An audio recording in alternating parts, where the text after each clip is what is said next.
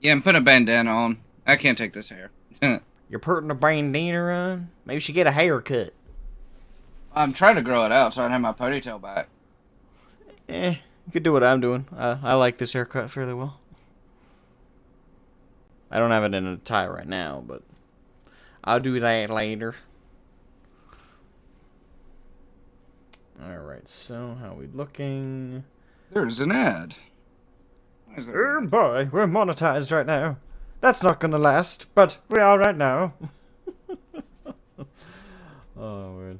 Alright, let's see here. So earlier, James Knighton was in. Unfortunately, he had to go to work.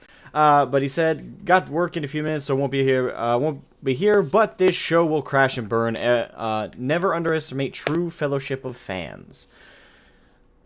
I agree with you, brother, and have a good day at work. Anyway, welcome everyone to this episode of Geekus Theoreticus Podcast. This is, well, I'm out of practice here. Anyway, I'm your host, Asmagon, and this is my co-host. And I am Ludus Infinium. Yes, and today we're going to be discussing the Rings of Power, or the Lord of the Rings of Power. Why do you do this to me? Man. At first I wasn't sure if we were going to cover this one, because when it was first announced, we had less information, but now there's been so many interviews, they've released so much cringeworthy media, and it's just such a hot button topic. I don't know how we couldn't cover it at this point. But when it was very first being brought up, yeah, I kind of looked past it initially. Oh, my fucking lord. Oh my god, good lord. There's so many places we could start that would be appropriate. It's like, Well, so much. here's where I'm going to start with it. So here's my history with the Lord of the Rings. I love the Lord of the Rings trilogy. I love the original animated Return of the King and the animated movie of The Hobbit.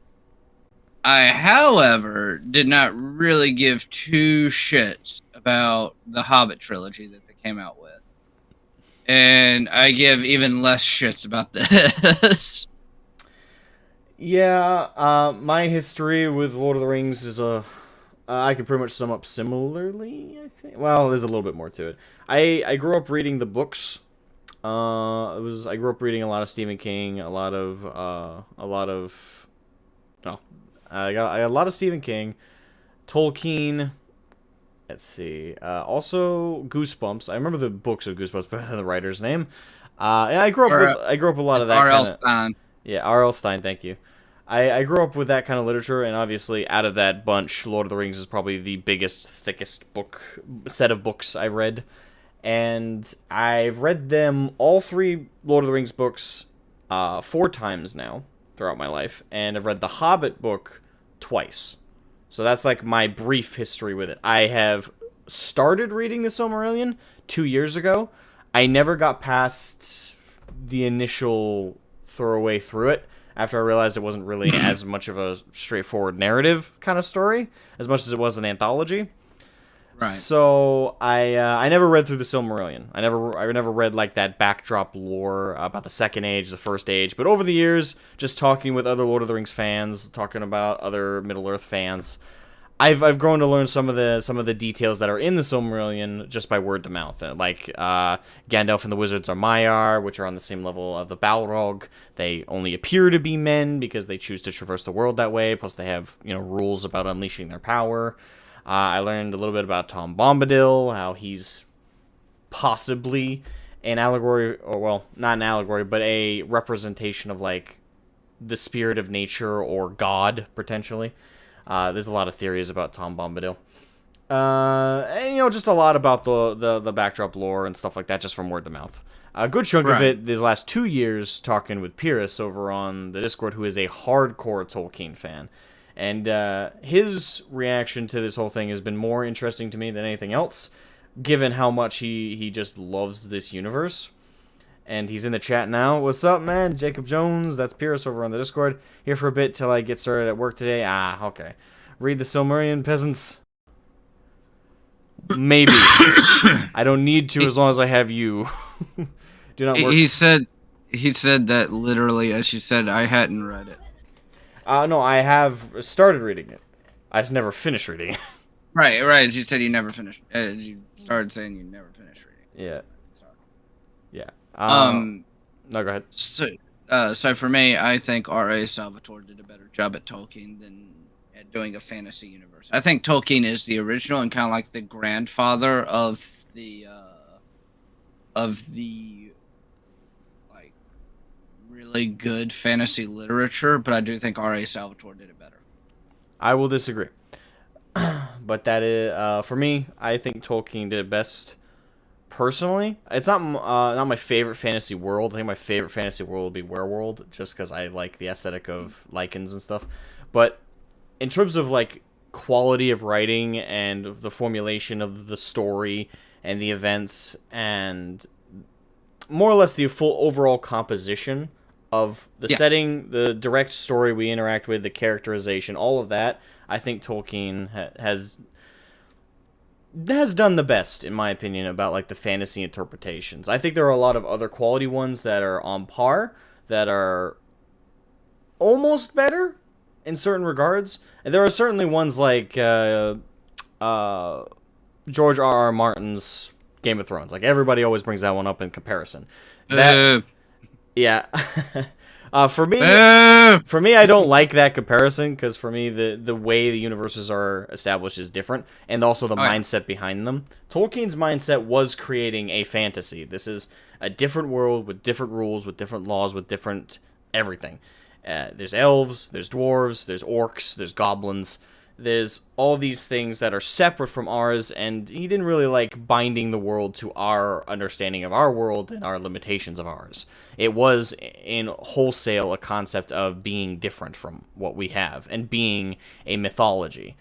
As for R.R. Martin's works, I understand what he did there, and I do like those books. I do like what was crafted within Game of Thrones, but the mindset behind that was not making an entirely different world. Yes, that is what was done, but there was much of a... Martin himself said he was trying to make it more quote-unquote realistic, which to me I translate as more and more connected to our world, more and more connected to our understanding of things and our interpretation of things, including politics, including the behind-the-scenes... He more or less wanted to take a lighter fantasy setting and put a lot of historical influences in it and real-world medieval kind of political, what do you call that, finagling, I guess.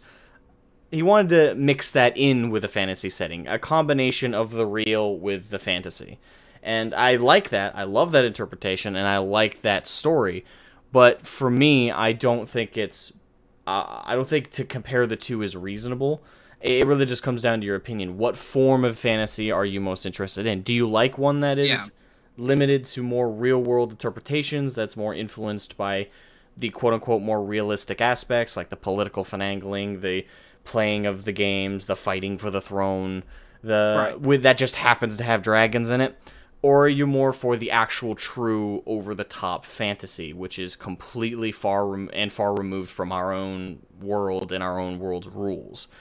Well, I personally, out of the two, I'd say I probably like Lord of the Rings more for its grandiose aspects and its overall spectacle.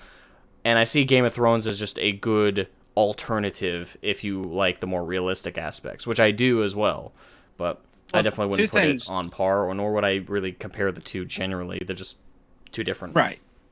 And to touch on that, because two things about that on this specific topic is that between Game of Thrones and Lord of the Rings, with Game of Thrones, you have kind of a, I would say more of a supernatural world, less a high fantasy world like Lord of the Rings. So I would have an easier time comparing supernatural maybe to like the current DC cinematic universe. You know, there's no one with technical magic powers, but there are supernatural things that happens, i.e. in the Game of Thrones series, you have the White Walker. There aren't really cases of magic, just science going awry against, say, like, the Dragon's Flames, or whatever the fuck it was called, I forgot. But, you know, you have stuff like that. You have more, like, alchemy, stuff like that. You could actually interpret it as a, like a low magic area in D&D. That I could even see, but I I again agree that it would be kind of hard to compare almost a low fantasy or low magic Game of Thrones to a high fantasy Lord of the Rings. That said, here comes the other part. I was thinking about it, and I would probably put Tolkien as my third favorite high fantasy writer, after R.A. Salvatore and Richard A. Knack, specifically for the Dark Elf series and the Minotaur Wars. Okay. If you have not read the Minotaur Wars, read it. It is good. I have not, but I will. I may check it out based on your recommendation. Anyway, it goes a lot. Like the thing, and the reason why I think they do it better is here's kind of my issue with Lord of the Rings compared to, say, the Dark Elf series or the Minotaur Wars. all right. In both cases, in the Minotaur Wars, it takes place, I believe, only on one continent. On a very, very small continent. We're talking like Hawaii. We're talking like this takes place on fucking Hawaii, but it's called a continent. So it's more of a country at best. Yeah. And then in the case of the Dark Elf series, it takes place over a great big area, probably even bigger than the area, or at least comparable to the area of Lord of the Rings. But with Lord of the Rings, my issue was you had all these branching story arcs. You had, Frodo. You had what happened with Aragorn after they got split. You had what happened with Gandalf. You had all these things, like all these little branches. And it was just hard to keep my focus sometimes. But with the Dark Elf series, you had maybe one or two branches. Or at least if you did have a branch, it was really important to the main branch. Which I'm not saying it wasn't in the Lord. Well, just it was also important in its own right.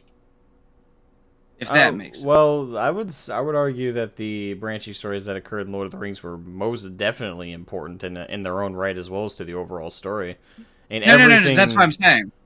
That's exactly what I'm saying. Like the ones in the Dark Elf series, they were kind of important in their own right. They might be kind of like they are not as important as the main branch. So they have, I would say, less important than the main branch, but they connect back to the main branch. That's what I'm saying the difference is because in Lord of the Rings, some of the side stories are like these super important side stories, so it's hard to stay focused on, okay, well, what's Frodo doing? What's Aragorn doing? What's Gandalf doing? What's, this fucker doing? What's this person doing? What's going on here? And that's why it's almost like it's 4 books mashed into one. If that makes sense. Kind of. I mean, I never had a problem. I'm not explaining it well either. That doesn't help. I guess I just never had a problem with that because it all did interconnect to the same goal of, well, get tossed in the ring and defeating Sauron and the forces of Mordor.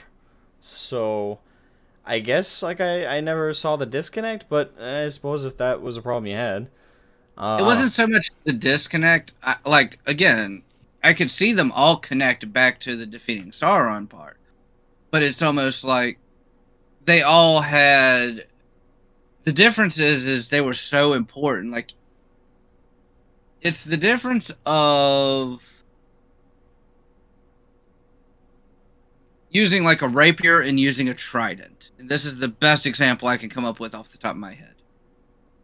With the rapier, you have the balance, and it's all focused into one point. With trident, you have 3 main points hitting at the same time. Does that make more sense? I suppose. It's like, instead of focusing on the main sole point and how the smaller point connects that main point, you have 3 main points who all hit at the same time to try and do the same objective. Yeah. Yeah, we got there. Sorry. My problem is I just don't see the anyway. Anywho. It's because I'm ADHD. Maybe I think that's more to do with anything else. Anyway, Probably. before we keep going, Udosocium, what's up, man? Thomas Cthulhu when he has a good day. When he has a good day or when he has a bad day. Pierce said, by the way, the Silmarillion audiobook is really good. Narrator is solid and maybe easier way to consume that book. Possibly. If it's on Audible, I might check it out. Hashtag not sponsored. The rapier goes deeper, but the trident makes more holes. That is my Not logic. necessarily. That's the thing. Not even necessarily. It depends on the trident, and it also depends on the rapier. There's a lot there. There's a lot of minuteness there that you gotta debate. Hello, Horace. Depends on the velocity of both, too. Hello, Horace Brittle. Welcome to the podcast. Anyway, on to the main topic, as we've established. As we established, I'm a book reader, and I also like the Jack films. And I would not describe myself as a hardcore fan of Tolkien. I'm somewhere between a casual fan and a hardcore fan. I'm in the gray between the two, because though I'm not as disconnected as casuals might be, where they just might have watched the film or they just read one of the books and then called it good, or a hardcore fan which has read all the books like 500 times and read the Silmarillion backwards and forwards, and has memorized every minute little detail about the Lord of the Rings that they possibly can, and spent hours upon hours debating the minutia of every little minor thing in Tolkien's book. I'm somewhere in between. I'm somewhere healthily in between. Like, I've read all of the books, with the exception of the Silmarillion. I have not memorized every little detail. I have not memorized every little plot point, but I have memorized my favorite ones. I've memorized the core story that I did enjoy. And the movies I love truly and dearly. They are some of my favorite films of all time. And I regularly watch them when I have the opportunity, especially when I have the need for some high-quality fantasy. That is where I am as a fan. Now, that being said, we had an announcement, I want to say, what was it, a year ago now, when they first mentioned that Amazon was working on a Lord of the Rings series behind the scenes. I think it was a year ago now. It might be less. It just feels like more time has passed since we very first heard rumors about this. But regardless, a while back we heard a bit about through the grapevine, like all of us geeks on the internet heard through the grapevine that they were working on Lord of the Rings series or a Silmarillion series. People made a bunch of theories at the time, like, oh, is this going to take place in the Second Age? Is this going to take place in the First Age? What storyline is it going to follow? Lots of people kind of just flooded the forums and the Reddits and all that shit and began theorizing. And not too long ago now, we finally got more solid information about this series. And by God, has this last like 3 weeks to a month been nothing but a shit show for this fucking series. Left and fucking right. Oh my God. Like, I don't think we were going to cover it at first, because it started out small, right? We didn't even get the teaser trailer. We just got like I think it was the Vanity Fair article that was really first starting to like rile people up. There was, we had some channels like Heel versus Babyface and Roddick. They were talking about it and theorizing the negatives about it way before everybody else. I tend not to theorize about the negatives just based off of like an article or two here or a comment or two here. I wait till there's something tangible to complain about. So that being the Vanity Fair article and then the teaser trailer that dropped. And turned out they were right. So I suppose their speculation was not unwarranted. Their negative speculation was not unwarranted. So credit to them. By fucking God. So first things first, let's talk the trailers. All right, let's talk that first. We're not going to talk in chronological order here, but I did pull up the Vanity Fair article, and I also pulled up a newer article that Vanity Fair did answering the 10 big questions that people have had, quote unquote.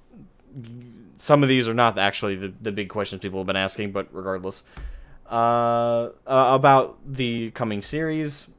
And I even pulled up a re-upload of the Lord of the Rings Superfans review, which is an Amazon-hosted screening of the 1-minute teaser trailer. I don't know if you've seen this. I have not. I haven't seen anything. Oh, good. I'll have to. This is all fresh to me. Oh, good God! You need to see this. If anyone was under any doubt what the mindset was.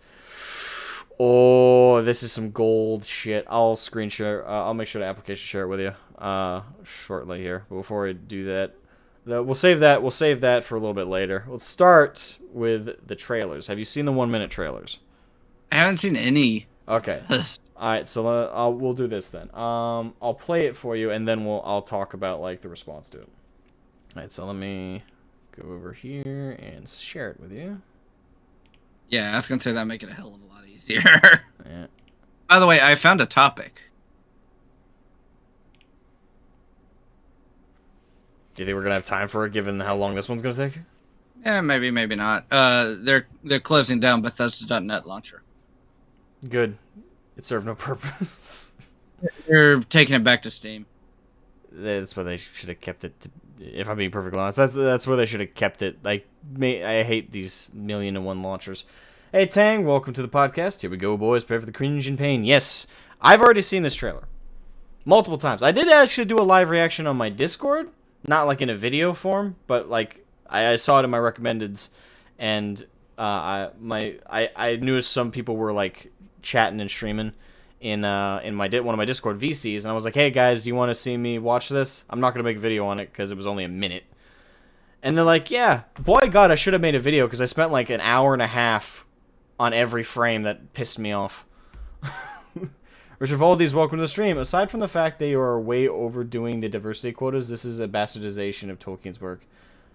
Yeah, it is actually a bastardization. I think the thing is, I thought it was a bastardization with my more basic knowledge of just having read Lord of the Rings and read The Hobbit and watched the movies that are related to those. Based on my knowledge of just that plot line, what I saw looked bastardized. But after talking to Pyrrhus, who's an ultra fan, and with all the details he's memorized from the Silmarillion, boy, have they fucked some shit up. All right, so here's as far as my knowledge goes. I saw the unbearded black dwarf woman. I was like, oh, this is where we're going with. Oh yeah. All right, so it's application sharing. You got it open, right? Yeah, I got it open. All right, and so this is a fresh reaction for Ludus. Yeah. Haven't you ever wondered what else is out there? We'll do one dry run and then we'll go frame by frame. There's wonders in this world. It looked like Beyond our Stormwind. wandering. I can feel it.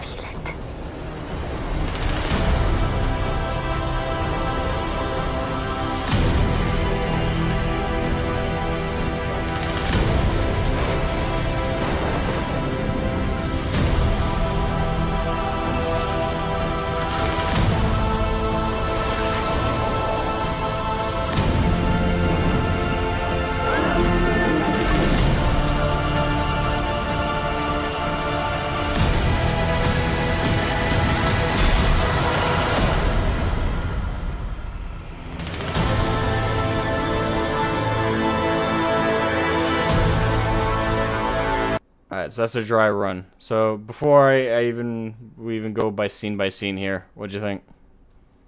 I think if it wasn't Lord of the Rings, like if this were like more of a D&D setting or something like that, I would actually be interested in it. But knowing it's Lord of the Rings, I'm not. I agree. If this was their own thing, I could work with it. That's the problem, though. All right. Although I will say, like that opening, like the boat going into the dock looked like Stormwind docks. It really fucking did. I can definitely see what you're talking about there. Yeah, this is supposed to be Numenor, which that's Stormwind. That's Stormwind. I don't care what you say. That's Stormwind. It doesn't really look that much like Stormwind. I can pull up a layout of Stormwind. It doesn't look like this. No. So can I. I know for a fact that's not what Stormwind looks like. I understand this. This is what Stormwind would look like if these people got a hold of it. Completely wrong in terms of layout. Stormwind's only got like 6 docks for big boats. It's only got like it's got like 6 docks, but they'd be like, we need more people. We need more inclusion. Let's make it a big fucking cliff city. Actually, wouldn't this be called a fjord?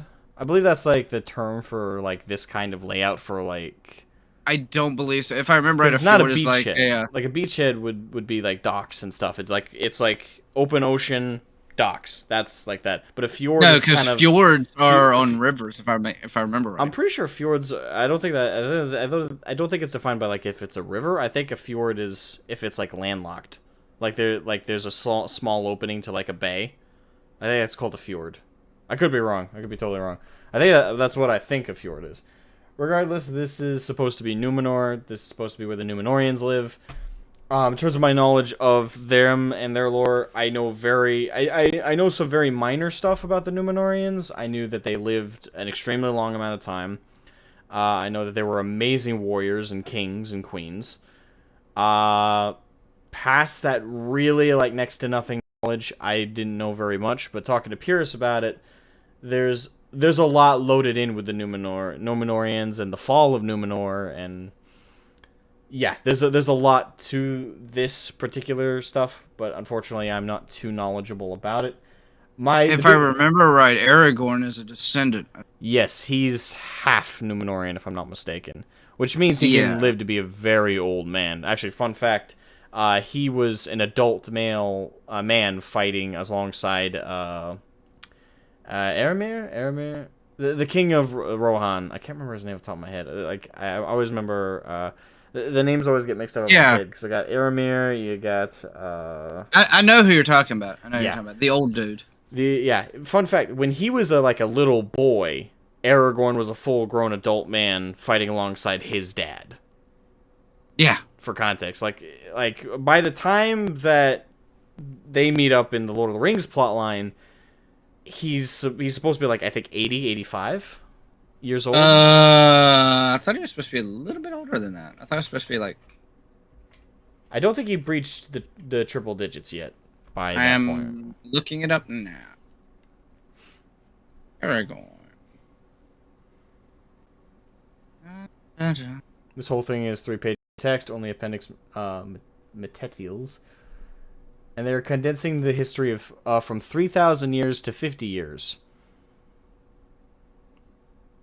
Yay! Yay! Less story. All shoved. All this great story that happened over a course of many, many years for a reason. Let's just shove it into this little section. That makes sense. 3 pages of text turned into so many millions of dollars wasted. 87, you were right. Yeah, I told you. That's what I remembered it being, was around 80. Yeah, he's not a super old man, but he is, despite the fact that they physically don't age that fast, they basically just age slower. So I'd say probably the half Numenorian like Aragorn would be about, this is just my guess, but probably 300, 400 years, maybe? 100. Half is 200. Oh, okay, 200, yeah. Because that's one of the things that it listed is, after the War of the Ring, he married Arwen. Arwen. They're 100. Arwen, whatever. Arwen. And ruled. Look, don't be racist. Just because she's an elf doesn't mean everything's related to arrows. Bam. No, it kind of is. Including the ears. And they ruled for another 122 years after that. So he would be about he'd be 100 and question mark 209, 210. Give or take. Yeah, so this is supposed to be Numenor. And like I said, my knowledge about the Numenorians and Numenor is just basically comes down to that they were amazing kings, queens, warriors. Go to these fuckers here.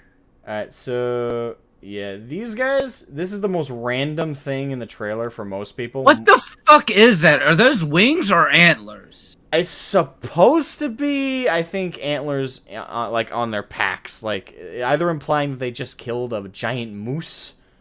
That's what I was saying. I couldn't tell if they were like wings or if they were fucking moose antlers. Like, out of everything else, I was really cool with. This right here just confused the fuck out of me. It confused everybody. It confused me on my first one. I still don't, like, out of this whole thing, this is the most out of place thing in the trailer. And it's not helped. It's like, it's not given any context of how it fits. Like, you go from, hey, here's fucking Numenor, to, hey, 2 random guys with giant antlers on their packs walking over a hill. Question. Why? I don't know. It's the thing. Just cuz. Yeah, we don't know anything about these two. They could be... Well, they could be a thing I'll bring up after we get to it. So we'll call back to it. But yeah, the best I could say is this scene was probably just for a landscape shot. See, now, like, if you look there, if you look right at that freeze frame, they look like bat wings, except, like, if they were on a Venus flytrap. They do look animated right there in particular. So no, it's not that it's animated. It looks... Okay, so what I'm saying is, it's like, antlers are bone.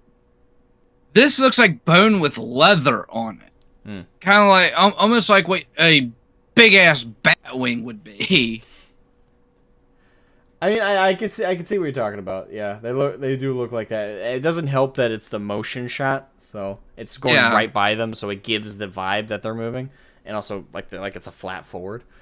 Chaos Raven, welcome to the podcast. I believe Tolkien would be rolling over in his grave. He's doing a pirouette, like perpetual twirl. Basically, I imagine his corpse is doing this like. He's going so fast, he looks like one of those, sanding wheels they use to sharpen blades. He's going about that fast. I got one better, and I'm stealing this quote. He is probably spitting in his grave so fast, they could stick a rod up his ass, and he could probably power the entire Black Crusade. That's a good one. And true. Oh, God. This is his life's work wasted by the demands of quote unquote diversity instead of story. Yep, and that's like that's everybody's catching on to that. And trust me, when I show you the Superfans trailer, it'll kill any doubt that that's what they're obsessing about they're doing what all like TV shows and movies are doing nowadays, which is Hollywood just stroking itself off while it's like, oh, we need more diversity. It's like, okay, diversity's not inherently a bad thing, but when that's all you fucking care about, nothing else will come out good. Like that should be at best the tertiary or whatever, like the fourth variant of focus is. Like quadritiary. That. First should be story. Second should be the aesthetic. Like does it fit? Does the aesthetic fit with the story? And that can apply to race. If this story takes place in a location that is Anglo-Saxon, that is far north, that is established especially in its prior lore, to be full of white people, then do that. It's not racism at that point, it's just accurate. And we'll get down that diversity angle hard with this, but the thing is, they could have done. The thing is, they could have had their cake and eaten it too, because there is a nation south of Mordor, which I believe is called Harad, and that's supposed to be where, darker skinned folk live, that are humans. So in fact, we see, I believe, I can't remember if the Easterlings are the pirates we saw, or if they were the Easterlings, if I'm not mistaken, were the pirates. The ones that rode the elephant. Yeah, the Oliphants. I can't remember if they were Easterlings or if they were something else. I think there's something else. I just can't remember. I think they were supposed to be from Harad. They were called. Yeah. Point is, they're from like that kind of southern region, and that they fought alongside Mordor and Sauron because they hated Gondor and Rohan. They hated them. So and the thing is, they could have gone over a little bit of that. They could have created some stories with that and added quote unquote diverse of characters without breaking the lore. They could have had diverse characters and settings without breaching the lore. But we have to have black elves for some reason. Which, to be fair, there are black elves, but when we say black, we're not fucking around. No, we're talking about dark elves. Yeah, we're talking like jet black, like color of oil black. With red eyes or purple eyes. Yes. That is heavily dependent on the fantasy universe you're in. The Haradrim. Okay, thank you, Horace. Yeah, the Haradrim. Yeah, so you had the Easterling pirates, which I can't remember. But the thing is, with the Easterlings, you could have just made them mix a mix of things because they're pirates. Throw different races and stuff in there. I don't think anyone would have minded. Haradrim, from the folks with the Harad, they're from a southern region like that. You could have. Again, there's so much they could have done with that for the diversity thing. But because they're idiots, that want to piss people off, in my opinion, and want to spit on Tolkien's legacy, they decided to make pre-established white races black, or have black characters, which doesn't work with what Tolkien wrote. They were described as fair-skinned. And the thing is, you even hear some folks saying, like, well, it's about representation. Like, it's an elf. It's not supposed to be you. It's supposed to be a completely far-removed character. Yes. I'm not supposed to relate to the elves either. They're supposed to be above us. Like, they're supposed to be near, like... Well, let's not go that far. That's how Tolkien wanted them to be. The pointy-eared bastards keep getting themselves in trouble. Yeah, like it just it doesn't make sense. And also, someone made this joke about like the Black Dwarf, but how do you get melanin deep underground, or how do you get the need for it? Like, there's no sun. I mean, it's not wrong. So why aren't all of them pale ass, like near white looking dude, like pale, like albino looking folk? To be fair, in the Forgotten Realms, there's a race called the Druagor, which are gray-skinned dwarves. But Those again, gray-skinned. This is not like what we normally think of black. This is like ash gray. Yeah. And I would. So, Right. Like this is stuff that is just.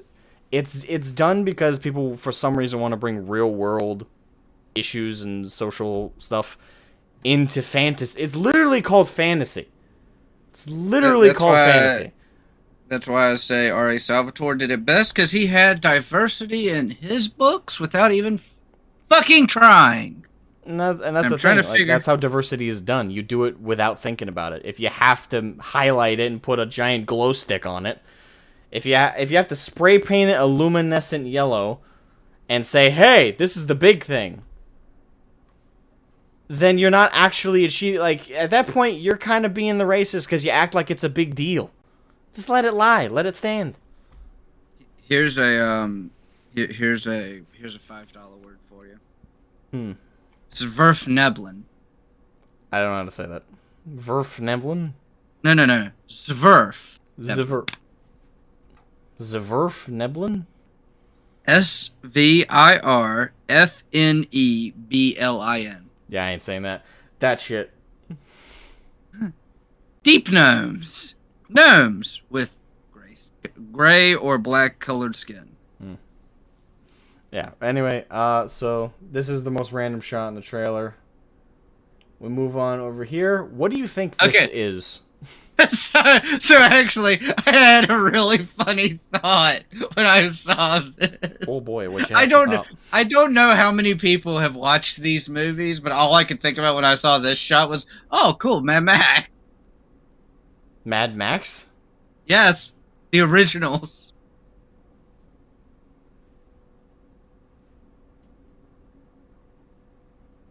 Huh? So, in order to get this reference, you would have had to have watched all three of the original Mad Max movies. I watched the first one, and I watched the second one. Okay, so you haven't watched Beyond Thunderdome? No.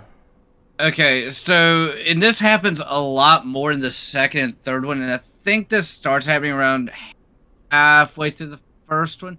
There's always this kid tagging along with Mel Gibson. And this looks like that kid, but like 5 years older.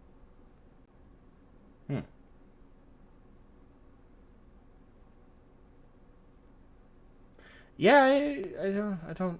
I'd have to see an image to see what you're thinking. Well, anyway, in context of Lord of the Rings, what do you think this is? I thought this was almost as random as the bat moose antler weird thing. All right, so you want to take a guess?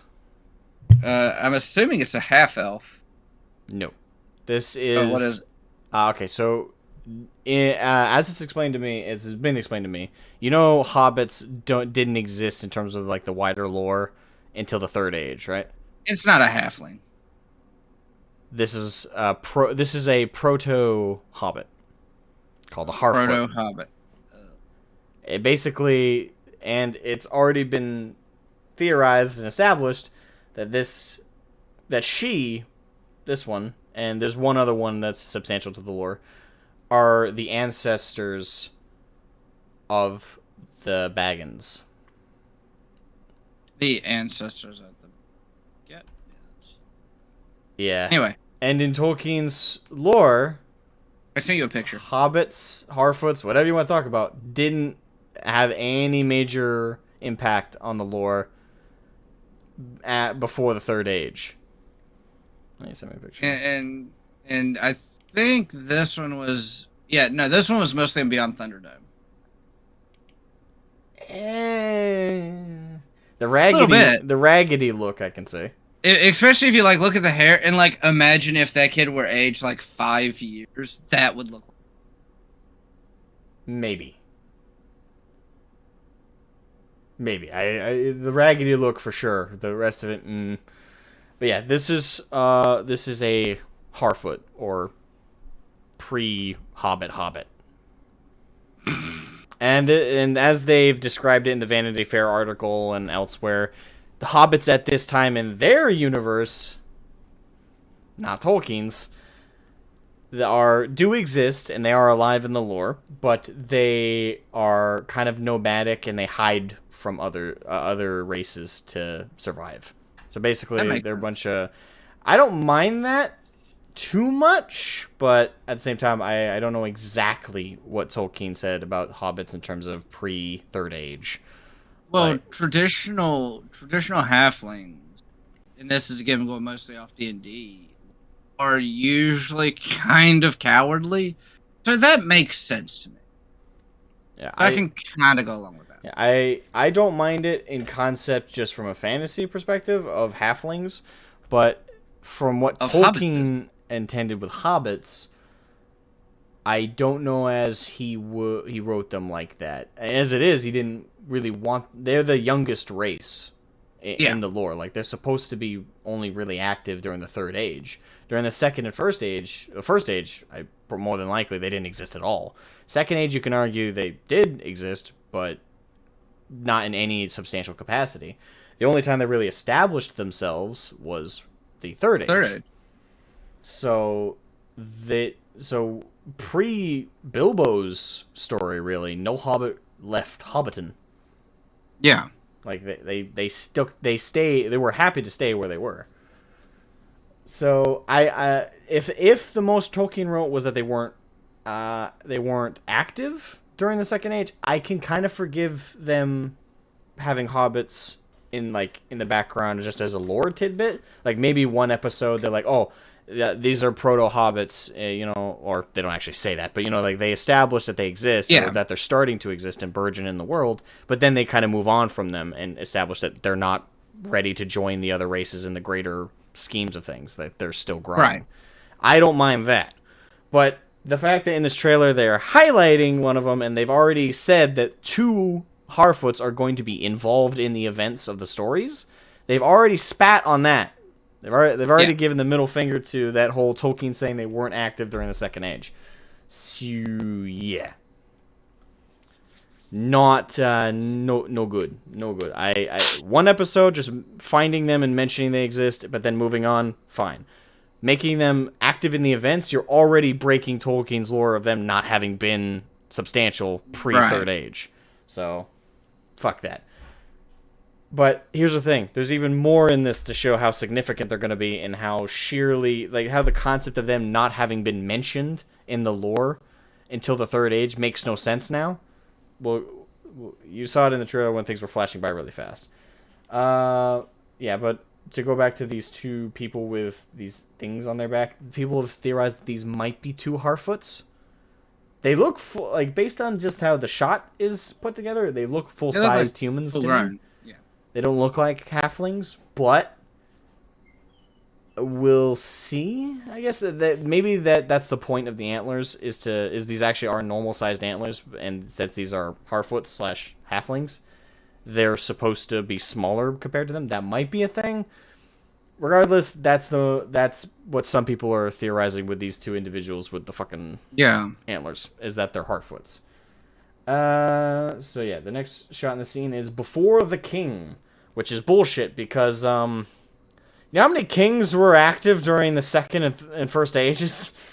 No, I think what they're doing is like before the Return of the King. Yeah, that's what they're saying, but it's still Yeah. dumb to put because there's so many fucking kings active during this time. Before the king, there was another king. It's just dumb.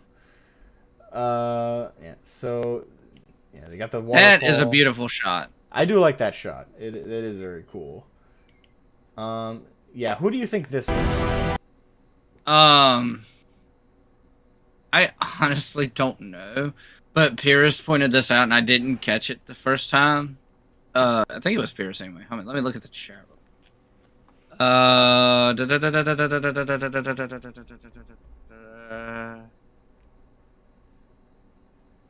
Okay, I probably can't go back that far. Oh, wait, here it is. No, it was Urus. Look at the plate armor climbing on a broken sword. Okay, so this actually looks more like chainmail than plate armor. It might be like a plate, but that's mostly chainmail. What I can't get over is how the actual fuck is one going to have grip on a gauntlet? I get the gauntlet having grip on the sword, but see how her hand is overlapping like this? She would have no grip on this hand. Also, the fact that as a human being, she weighs at least, not factoring the armor weight and anything else, just her own natural weight has got to be 150, 160 pounds? Maybe, yeah. How is a dagger in the side of a mountain gonna hold that? It's made out of fantasy metal.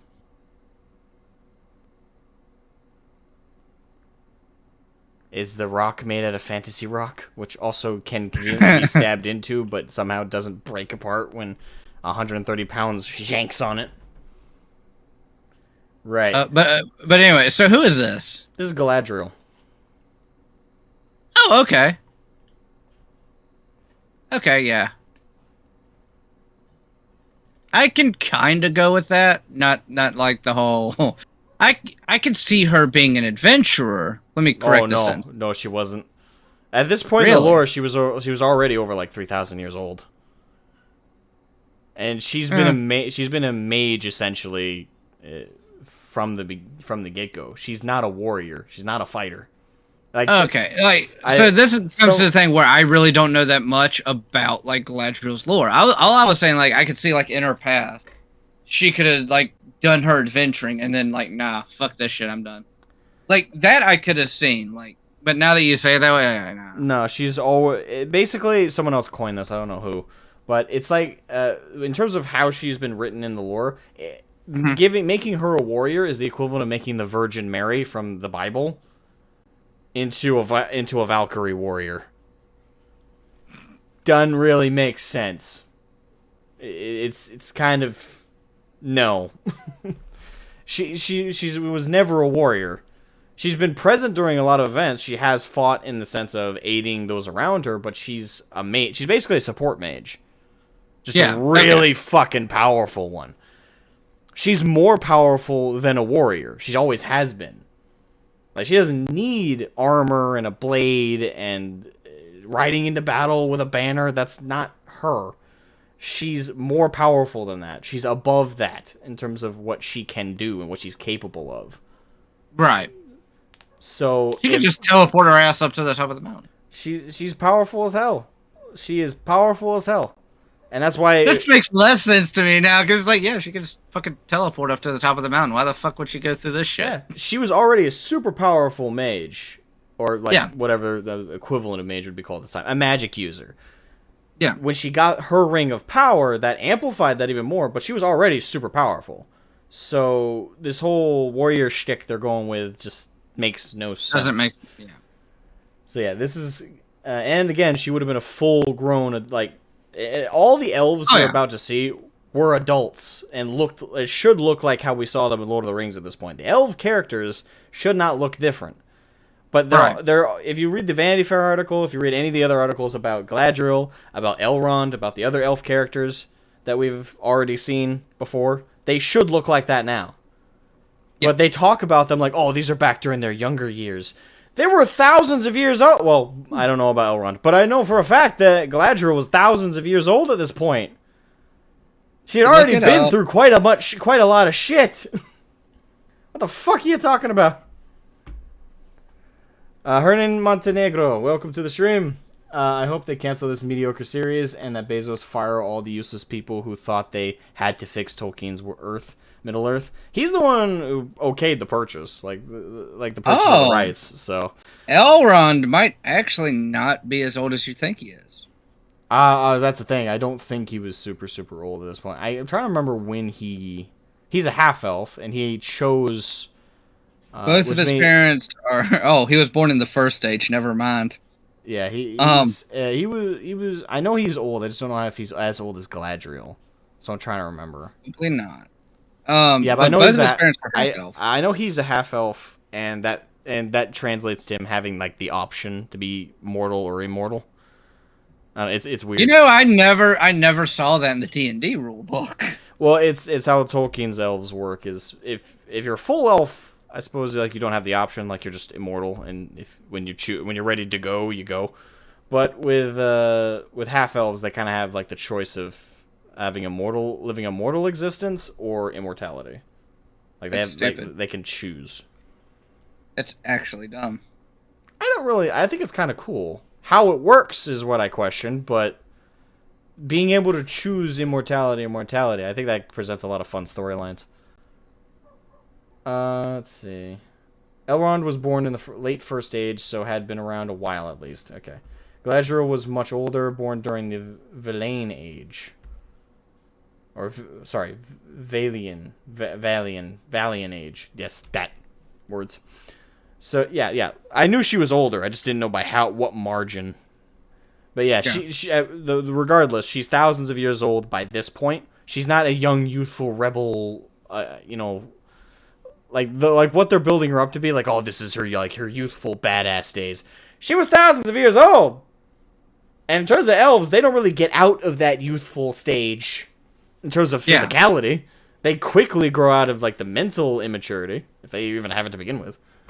So yeah, they're already screwing her up before the Fellowship. This is a new character, or at least I think this is one of their new characters they're adding. He's a dude who's human, and as they've described him... Please be Norman Reedus. Please be Norman Reedus. No, I've already seen the actor. Damn it! He's just a good-looking dude, essentially. He's supposed to be carrying some kind of weight or regret or doubt. I don't know if he's supposed to be a Númenórean. I don't know if he's supposed to be human, or like outside of the Númenor. I don't know this guy at all, and he's a new character, I believe, so... Why is there a flashlight on the bottom of his shoe? That's just his foot. That's the skin of his foot. That is the skin of his foot? Okay, because, like, it looks like he's wearing a boot on one side, and on the other side... Oh, no, that's his leg. His foot is obscured. It's behind the chest. Okay. Yeah. Okay. Yeah, see, like, that's, like, his foot. Okay, yeah, I saw it. Yeah. I still consider that the fans are achieving something positive because ROP Instagram... oh, whoops. It flew by me. Let me finish reading that. My apologies, Hernan. Instagram hasn't posted anything for a week. Either they are preparing another attack on the fans, or they are scared. I think it's both. I think they are preparing another assault, but at the same time they're retreating. Like they're basically lopping arrows as they're... Like, that's the visual I'm getting. They're lopping arrows while they're trying to, like, fortify their gates. So, I think they're both, like, scared and not sure what to do. Because I think they were expecting more support from the Twitterites than they've gotten. And I think they were also expecting the support to be more so than the people who were against them. I think they actually expected that, and I think that they're shocked that they're wrong. So yeah, this is a new character. Don't know much about him. Don't really care, to be honest. But I will say this was a cool scene. You think this is cool? I do. Okay, hold on. No. He caught a fucking arrow and launched it wrong. I mean, realistic? No. Cool? Yes. Also, I find it weird that the arrow in the background exploded. So he's catching an exploding arrow.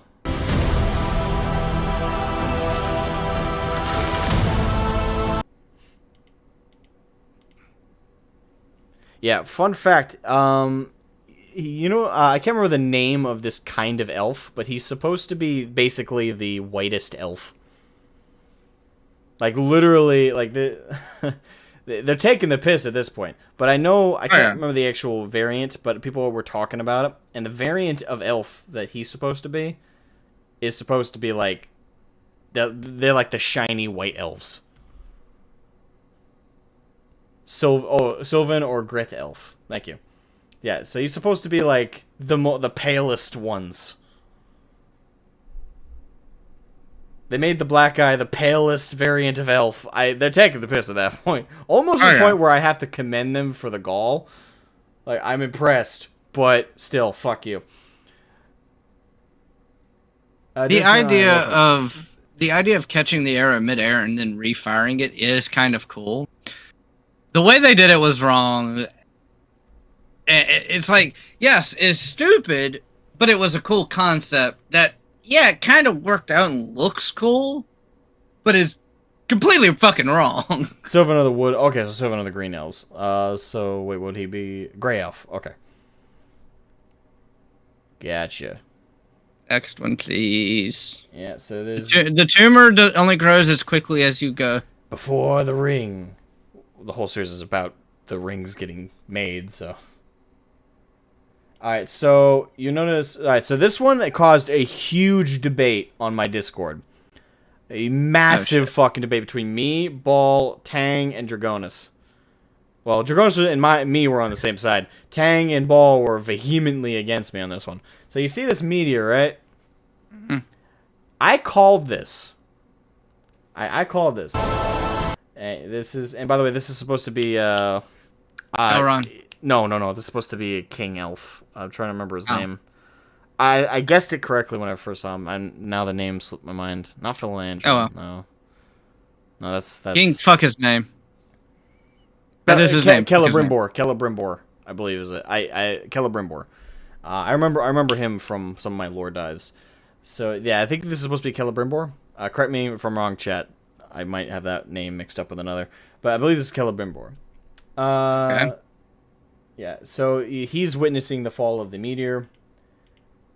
Alright, and this is Galadriel riding on a warhorse because she's, again, a knight. Not a mage, not a powerful badass mage. No. She needs a sword to be as badass as the boys. Like, she can't possibly be as badass and not waving around a metal stick. Got it.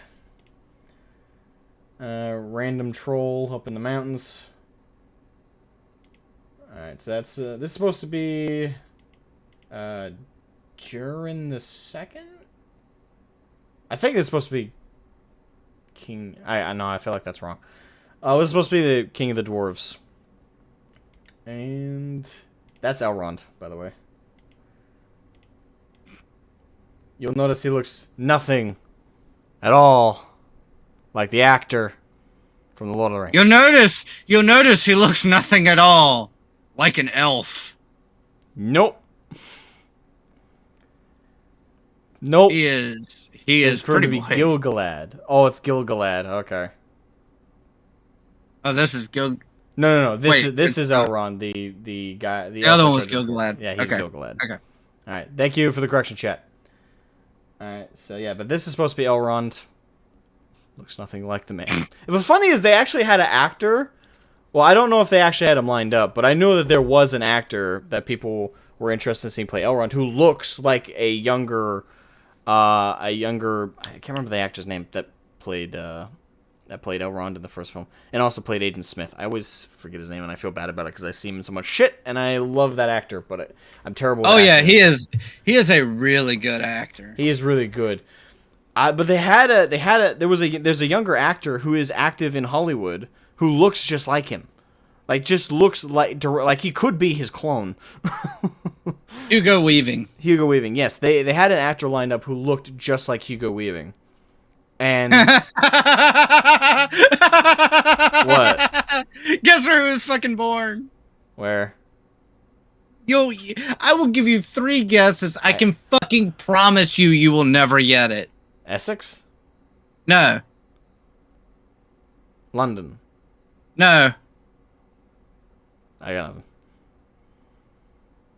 Think of somewhere really fucking random. Iceland? No. Nigeria. Oh. That is really random. Huh. He was born in fucking colonial Nigeria. I saw that and I just can't help but laugh. But yeah, they had an actor lined up, a younger actor who looked just like him. I don't know if he was actually lined up or if it was just like fans were aware of him and were like, hey, he should play young Elrond. But he didn't get the role for whatever reason. And they gave it to this guy who looks nothing like him. Don't ask me, I don't know why. So yeah, that's Elrond. So this is Galadriel, and she's, from this scene in this composition, she's on the same raft as the other dude. So she meets up with him, and he sees that she's an elf. That's going to be significant for some reason. I don't know. I don't know if they're going to try and play like the racial like tension thing, because as far as I understand from the lore, humans and elves got along quite well. It was elves and dwarves that really hated each other. Like always. Alright, so this right here was what caused the debate I had with my compatriots over on the Discord. You see this old near-naked man, and this is clearly a Harfoot. Now, the debate started, oh, this is the rising of the Balrog, and that this is the same dwarf king we saw earlier. I pointed out, no, that's not. This is the crash land. This is a meteor crash landing from that meteor we saw earlier. That the that the elf guy was watching. So I said, that's a Maiar. That's a falling from heaven. So then the debate, after we agreed upon it being a crater, especially in this scene, because you see the vegetation burning up and roots and stuff, and you can also see the way that the scene is shot that it's a crater. Yeah. Then the debate became, this is Sauron, but that's what Ball said. Ball was like, nah, that's Sauron. And I said, no, I think this is supposed to be one of the wizards. And they're like, no, see the Harfoot's clearly struggling. It's begging for its life. No, it's not. There's no struggling there. Like, it's literally, in my opinion, I think it's helping the wizard. And also, if we go based on the earlier scene here, I think that this scene is of this young girl, Harfoot, talking to the wizard. I think this is a wizard. And that was my estimation. Ball and Tang were like, fuck you, no. I was like, fuck you, yes. And it was one hell of a fucking argument. Literally the loudest argument ever for me this last year. I am so glad I missed out on it, too. Screw you, you would have laughed. No, I really wouldn't. Dude, this past week at work, I really wouldn't have laughed. I'd been like, you all need to shut the fuck up. Nah. I knew I fucking called it, and the thing is, I don't know if I pulled up the right article, but I know an article interviewing or talking with the showrunners that they confirmed that this is one of the wizards. But the thing is, they played coy about it. They're like, oh, it could be Radagast, could be Saruman, could be Gandalf, or it could be a whole new wizard you never heard about. But they still admitted it was a wizard. Through that, they admitted it. Like, they you'll notice in that list, Sauron wasn't an option. But Ball was absolutely fucking stalwart that it was Sauron because the fiery scenery made it look devilish. He's like, oh, that's Sauron.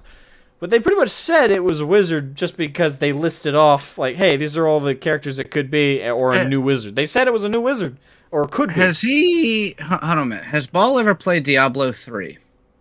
I don't know, I've never asked. Maybe? The opening scene of Diablo 3 is literally an angel fucking falling out of heaven and crashing through a church like 4 fucking stories into the ground that you have to then dig up as your first mission. Wasn't an enemy, wasn't, the big bad, it wasn't Diablo, it was an actual angel. Yeah. Yes, I know Sauron is a Maiar, but again, they listed off wizards specifically. So they specified through that it wasn't Sauron. Now, to give credit and to give credence here, they could be lying. And we already know that showrunners in Hollywood and stuff like that aren't above lying. So they could be lying. It could actually be Sauron. That possibility has not been nuked just because they said it wasn't. Because at this point, I know who it is. Jacket from Payday 2. Are you drunk? I fucking wish. No, because I can't drink anymore, asshole. Also, oh yeah, sorry. Also, there's also at the end of the trailer there actually is something that lends credence to my point that it was a wizard. And that's right here. This is the Harfoot grabbing the wizard's hand. And Ball argued that this happened and this happened before the crater fall. I say it happened afterwards. All I can hear is Tina Turner singing. What? So, and then there's this scene, which was also another debate whether this was the same elf we saw who caught the arrow, or if this is a different character. Clearly, he's a prisoner. I was gonna say, how the fuck is he jumping like that with the chain around his ankle? Because apparently his captors are really generous with the length. He would start jumping like that. I'd just go, "Oh, really? Wow!"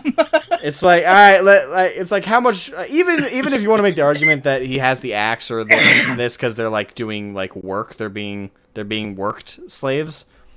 Even then, how much length do you need to give them on the chain to let them jump like 10 feet in the air? Like, I think like 5 foot length is enough to let someone do slave work. Depends on what you got him chained to, I suppose, but a bit ridiculous. But yeah, he's... Actually, moderately appropriately, the name of the song I was thinking of is We Don't Need Another Hero by Tina Turner. Oh, that's what you're thinking of? Have you ever heard that song? I have not, so I don't have credits. I don't have credence for this. The literal name of it is We Don't Need Another Hero. That's all I can run off of. Like... Yeah, no, the song the title speaks for itself, kind of. Yeah. But it's from the third Mad Max movie, from Beyond Thunderdome, and you need to watch that movie because I'm getting a lot of like Mad Max Beyond Thunderdome vibes from the Hardfoot or whatever the fuck it is. Harfoot. Yeah, whatever. I think it's not important to me. It's spelled Hardfoot, but I think it's pronounced Harfoot. Like, I think you ignore the D. Okay, fine. The boner foot, it just gives me serious Mad Max Beyond Thunderdome vibes of that feral child, and it makes me laugh so damn hard. All right, so there's only 2 more shots in this. So this is in elves fighting orcs, obviously. Context, as far as I've asked other some people have said this is something to do with the fall of Numenor. Some people say this is a different battle altogether. One person I've seen mention that it could possibly that this is one of Galadriel's brothers who died in battle. That would make sense. That's one of Galadriel's brothers, and I know how it'd be easy to point him out. You know how? Same logic as fucking Warhammer 40k. He's not wearing a fucking helmet. Well, he's clearly an important character. He's clearly an important character. It's an important character. They're not wearing a helmet. Also, a lot of people have raged about the armor. In my opinion, the armor is like the smallest thing to argue about, to complain about. It looks Roman or Greek. Like, yeah, actually, I kind of like it. The thing is, I agree it doesn't look aesthetically like what the armor of these elves are supposed to look like. I think the armor in itself can look kind of cool. My biggest problem is it does look kind of cheap. Some of it does look like it's not actual metal. It looks like a costume department thing. Like for me, you don't understand. I don't give a shit if it's accurate because I know it's not going to be accurate. All I really care, hey, that looks kind of cool. I can work with that. Honestly, the armor is like the least of my issues with all this. Like, there's so many other things that are more worthy. That are wrong with it. It's kind of like, fuck it, just take it where you can. Just swing on by. And the trailer ends with either a child grabbing a big man's hand, or more aptly, a Harfoot meeting up with the wizard, which, again, I believe is what the crater scene is. By the way, even after the article that came out speaking to that the person who landed in the crater was a wizard, or more or less they said that, Ball was still like, no, it's Sauron. I'm like, okay. And to be fair to him, they could be lying. And showrunners are not above relying nowadays. Like, the art of just being vague is lost. Now they either lie to avoid people guessing that they're obvious shit, or they just tell the truth, which it's more often anyway. That's how the trailer ended. So yeah, the American version of the trailer has 102,000 likes to 132,882 dislikes. And one comment, which I also copy and pasted, is repeated throughout the comment section. It's a paraphrase from Tolkien, which is a line in reference to, like, the full line is a dialogue part of the book in Lord of the Rings, where they're talking about like how like the orcs and stuff. But people basically took that line and they paraphrased it, which means it's not a direct quote. So yeah, that is a fair criticism of this, but at the same time, it's true whether it is a direct quote or not, and it is from his writings. It is a paraphrase of his writings, so it's an indirect quote, if you want to see it as that. Evil is not able to create anything new. It can only distort and destroy what has been invented or made by the forces of good. That's the paraphrase. And people have basically just been copy and pasting it all throughout the comment section. Damn! All throughout. It's literally the entire comment section, with the exception of one or two people who are defending the show. The comments. This is the comment section, pretty much. And people are putting it in Russian. They're putting mainly because for a while people noticed that the English ones were getting nuked from the comments. So people have been copy and pasting it in Spanish and Russian. People have been putting they've been putting it in basically every language, including English now. And yeah, that's the gist of the comment section. It's that quote from Tolkien, and it's very, very much adding to the ratioed element to this. And the UK trailer is 23,000 likes to 53,000 dislikes. And it's pretty much the same thing. Fans are really unhappy. I can't imagine why. Yep, so both trailers have been severely ratioed. And see, and I'm about to sound like the ultimate dick. Oh no, go ahead. I already have my take on this, which people are going to be mad about me with, so it's good they're mad at both of us, so go. Oh no. You have no clue where I'm going with this. Like, to be the ultimate dick. And on to more important news. Oh, by the way, I finally bought Phoenix.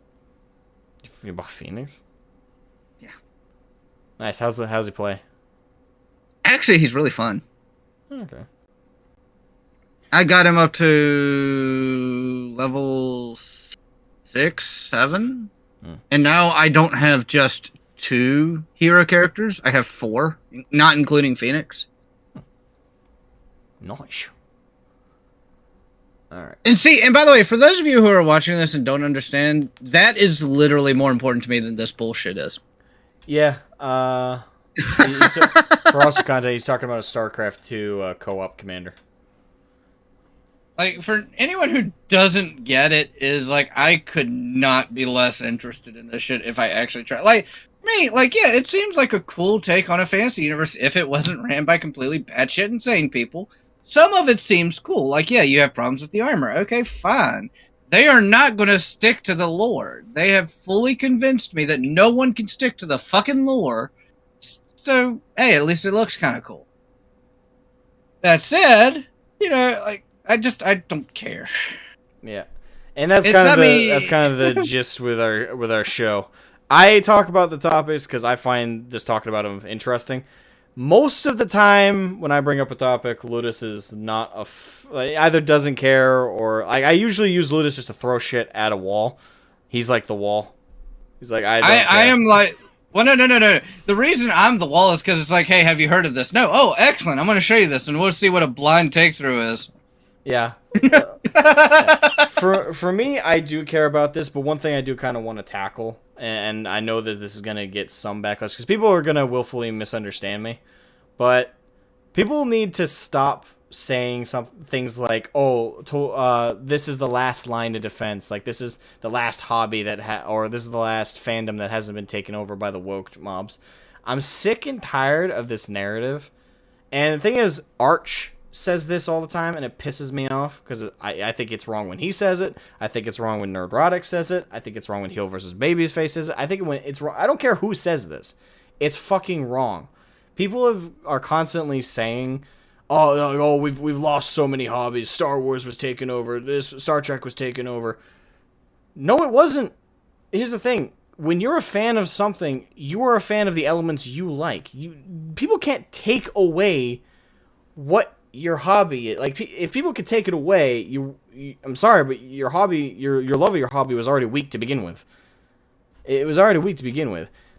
People say 40K. People have been saying left and right, like, "Oh, I'm done with 40K. I'm gonna go play BattleTech. I'm gonna go play Mech Warrior." Like, you guys realize that you're waving the white flag, right? That's what these woke nutjobs want, is for you to walk yourself out. You're doing what they want. Like, we didn't lose Star Wars. We didn't lose 40K. We didn't lose any of these things. Just because the companies that own the IPs release new stuff doesn't mean we need to acknowledge it. Just because they say old lore is no longer canon doesn't mean we have to agree. That's the beauty of being a fan and a hobbyist of something.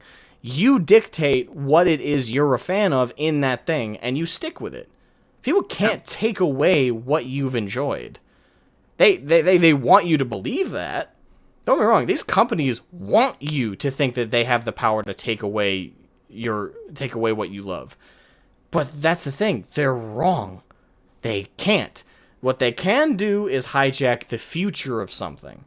Now, I understand that fear with this Lord of the Ring, this Rings of Power series, is people are afraid that once it goes down bad, that no one will make any new Lord of the Rings shows, movies, whatever.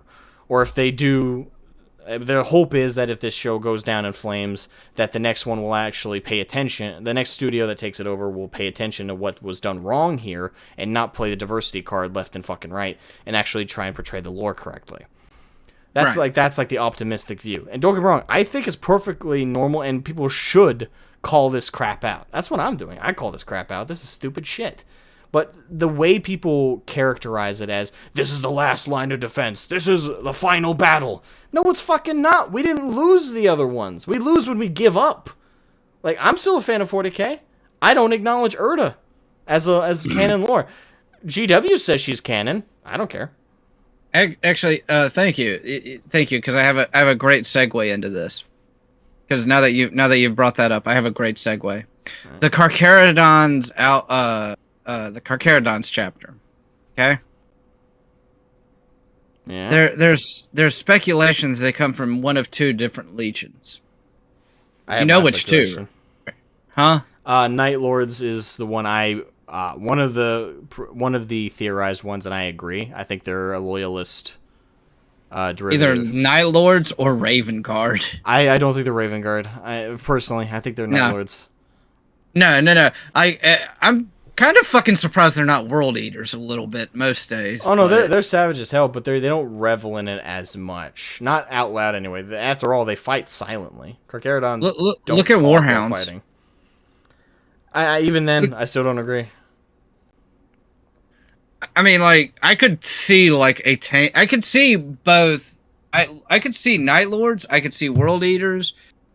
I see some arguments for Raven Guard, just not very many good ones. But you know, for me, it's just kind of like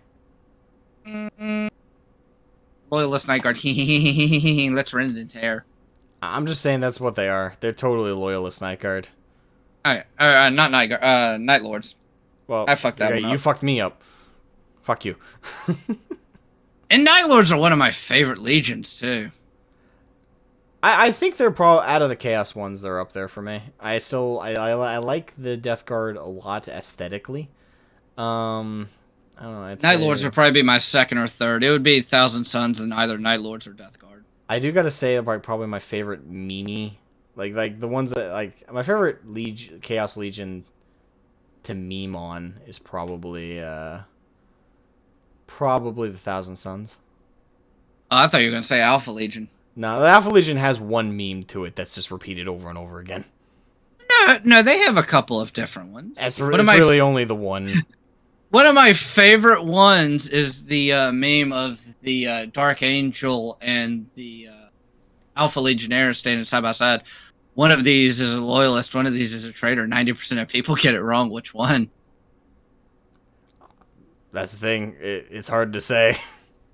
It really is. Dark Angels are just... I do love the hardcore, like, Alpha Legion or actually loyalist crowd. I do actually really like those people. Mainly because of how staunchly they stand by that, despite everything in the lore of what the Alpha Legion have done. One of my favorite things is, like, I saw this thing proving that the Alpha Legion are against Chaos. As an example was the Siege of Rex, because they just kept throwing more and more Chaos forces into the meat grinder. So it was kind of their way of putting a dent in Chaos forces. If they were, this is assuming they would actually have the knowledge of how fucking Chaos works and how to fight against them, you would know that their forces are near limitless the same way the Imperial forces are. In many ways, Chaos is even more limitless because the more Marines they can corrupt, the better. The more cultists they can acquire, the better. And thing is, they get their recruits from the same place as the Marines get their recruits, and the Guard get their recruits. The rest of the Imperium. So it's kind of an immovable object fighting an unstoppable force kind of thing. Anyway. So yeah, that's the trailer backlash, and yeah, both of those were shit. Yeah, there was the Vanity Fair article, which is where the biggest initial announcement for this came. This was before the trailer, and they kind of just go over a lot of the basics I've already mentioned. There's really nothing too special. If people want to check it out, feel free. We got a couple posters here. We got the the Black Dwarf Princess, the Gray Elf dude with armor that is really stupid. Let's see. Yeah, it's just some behind the scenes kind of shots. That's what the Elrond dude looks like. Yeah. Please stop saying that. That's not who that is. What, you don't agree with Amazon's casting choice? No, the fuck I don't. You bigot. I don't give a shit what you call me. He looks like... no offense to the guy, because I don't know anything about the actor. To be fair, he might be a cool guy. But he looks more like fucking, what was that dude's name? I just thought about him and then went right on my head. From Titanic. What is his name? The main dude? Yeah. From Titanic. Fuck. Exactly. It's been years since I watched that movie. And the Django Unchained, and Django. I don't know why the fuck I said Django. Django. Django. Makes it go from like racist to even worse racist because it sounds kind of Australian. He's an Aussie. The man with many Oscars. It doesn't mean I remember his name. Yeah, you think that would help? That would help me to remember the actors. Leonardo DiCaprio. Yeah. Trying to remember the character's name now. It looks like Leonardo DiCaprio. It looks more like him than it does Hugo Weaving. I wouldn't even say. I would say I don't think it looks like Leonardo DiCaprio. Maybe in the eyes, maybe a little bit in the eyes, but definitely not the overall head shape. No. Definitely not the fucking jaw. No, like, this guy's got a really pronounced jaw. Oh, by the way, I did see something else kind of important. They let Henry Cavill explore some 40K stuff. Yes, and now he got to visit. He got to visit GWH HQ. He got to visit Warhammer World. And apparently, he was super excited, and he hopes they cast him in something. Which, to be honest, seeing Henry Cavill in anything 40K, even I would want to watch it at that point. Oh, absolutely. I don't care. Like, absolutely. Here's the thing. So, I'm not like a super fan of The Witcher. Oh, I'm not either. I kind of enjoy the games. Here's the They're thing. a little bit hard for me to. I'm not like a Henry Cavill stan or anything. That's the thing. As an adult now, like as a kid, I think that's mostly a kid thing. At least I hope so. Is like being a hardcore fan of like actors and shit like that. Like as an adult, you kind of learn they're just people like you and I, and that some actors want you to believe they're hot shit. But in the case of Henry Cavill, I respect him because I've seen his interviews, like when he talks about how fans work and how it's just passion and stuff like that. And also seeing him talk about World of Warcraft, seeing him talk about building his own PC and stuff like that. He's a nerd, while also not being a nerd at the same time. And it's cool, it's charming, and I think I would like to meet the guy and see for myself he's the kind of guy you'd like to have a beer with, or if part of it is an act that he puts on, which I don't think it is. I think I don't either. I think he is probably one of the most genuine people in Hollywood right now. Based on everything we've seen. Yeah, based on everything we've seen. And like I loathe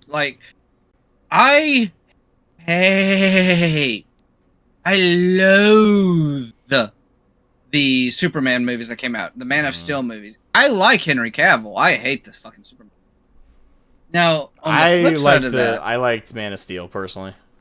I didn't. I don't think it was the best Superman film. I think like for me, in my opinion, the best Superman adaptation has to be Smallville. Don't at me. I think that was the best Superman storyline ever for me personally. But I liked Man of Steel. But for me, for me, sometimes it's hard for me to get into the Witcher games, and I don't really care about the lore and shit like that. But I watched the fucking Witcher series on Netflix because of Henry Cavill. And I have no problem fucking admitting that. No, I agree. He makes that show.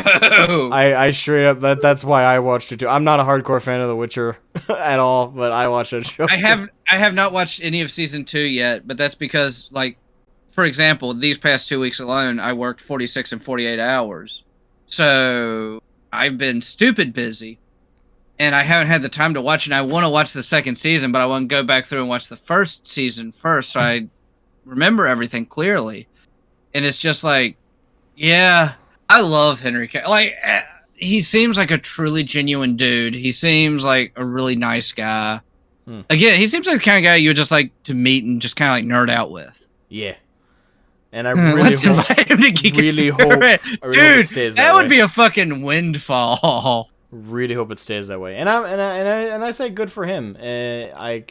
As much as I hate GW and stuff like that, I would love to see the studio where they work on molds and stuff like that, just out of curiosity.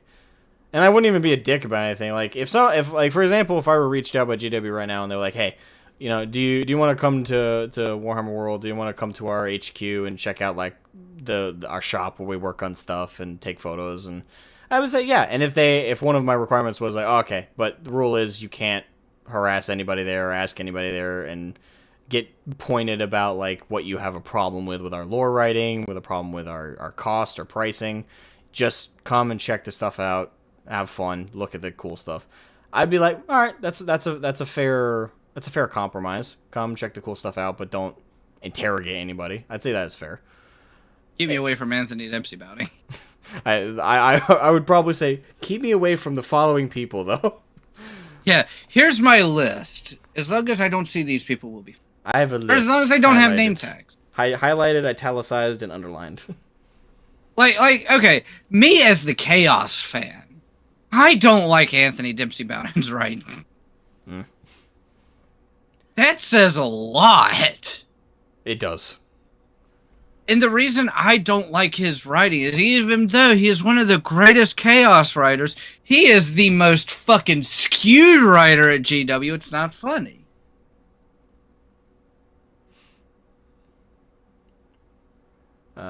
Jack Dawson. Okay, so that was the fucking character. Okay, I couldn't. That's the one he played in Titanic, Leonardo DiCaprio. I don't care. Alright. I mean, I'm not trying to be that dick. I was just trying to figure out who the fucking actor was. Alright. Morgan Tipper says, I like how diplomatic he is in Titan. Yeah. I would say Cavill's the diplomat. Not only is he diplomatic, because he definitely comes off like he's somebody who's not on one side or the other. He's just trying to enjoy his time wherever he is. You know, I think that's why him and Jason Momoa get along. I think that's why him and every actor who's worked with Cavill gets along. He's just somebody who enjoys his time. Fair. Well, no, because I think him and Jason Momoa are kind of like the two extremes. You got the extreme nerd with Henry Cavill. I mean, yeah, he doesn't look like a nerd, but he is obviously a fucking nerd. And then you have Jason Momoa, who is like the ultimate, like, the extreme man's man. The exact opposite of the nerd, who in his free time fucking throws axes because why not? It's like, seeing those two get along is hilarious, and watching them like play pranks on each other and shit. Well, mostly Momoa play pranks on Cavill, but you know. Oh god.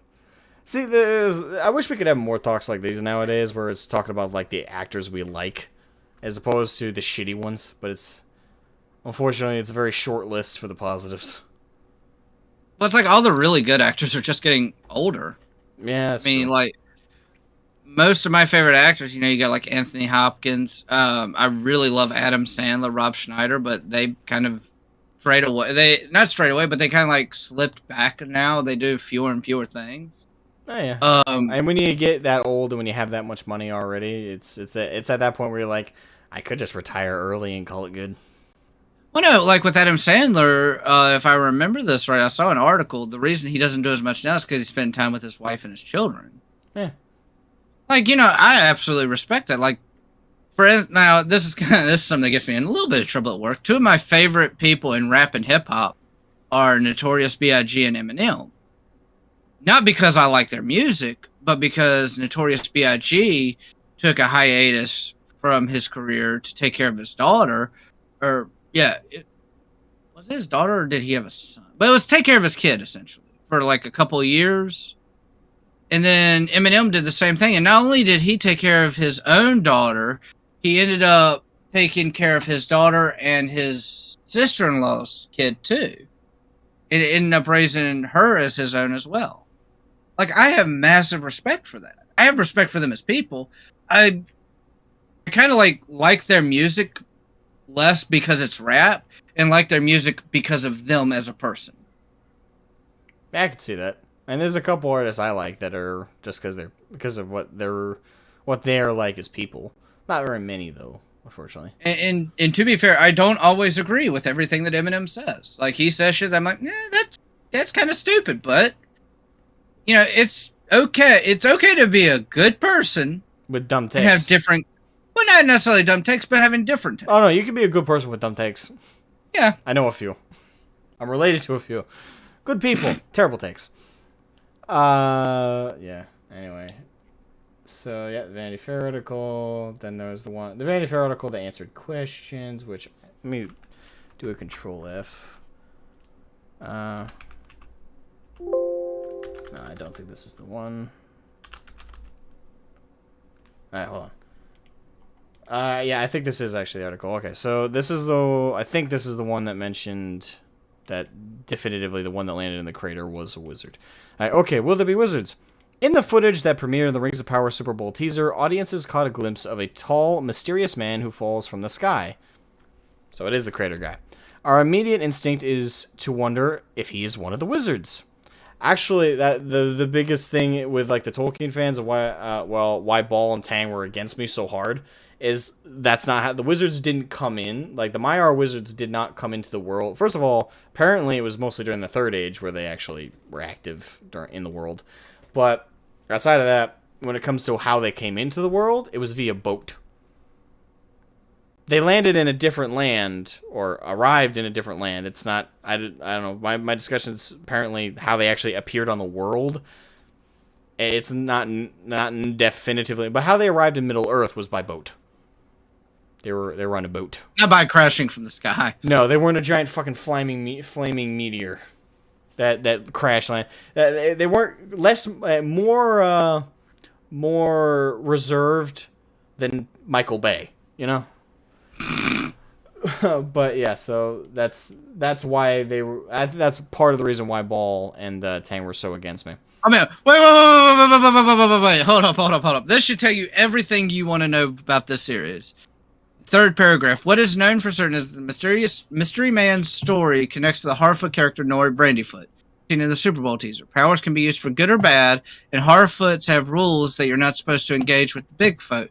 McKay says, most rules in Middle-earth, however, are made to be broken. Bullshit! Bullshit. I get what they're trying to go for there. I get that they're trying to say, let's not talk with the big folks, or we're going to break this rule. If they had said most of the Hobbit's rules are meant to be broken, and that as a reference to Bilbo and Frodo, yes, I maybe. But like all of the rules of Middle-earth, no, there's a lot of concrete rules. Don't worry, Jetwall. Oh, by the way, welcome. Yeah, we're gonna end like the Lord of the Rings of Power discussion off on showing the other video, which I'm not gonna show the whole thing because it's 12 minutes. But yeah. So anyway, let me power through this real quick. So yeah, in the media station was wondering if there was one of the wizards even the most casual fans might have heard of. In Tolkien's text, they didn't come to Middle-earth until the Third Age. But they even acknowledge that? But is the show taking some added liberties with the timeline? We already know they are because they're condensing like the entire Second Age to like a 50, like all like 2,000 years worth of story. They're condensing into 50-ish years.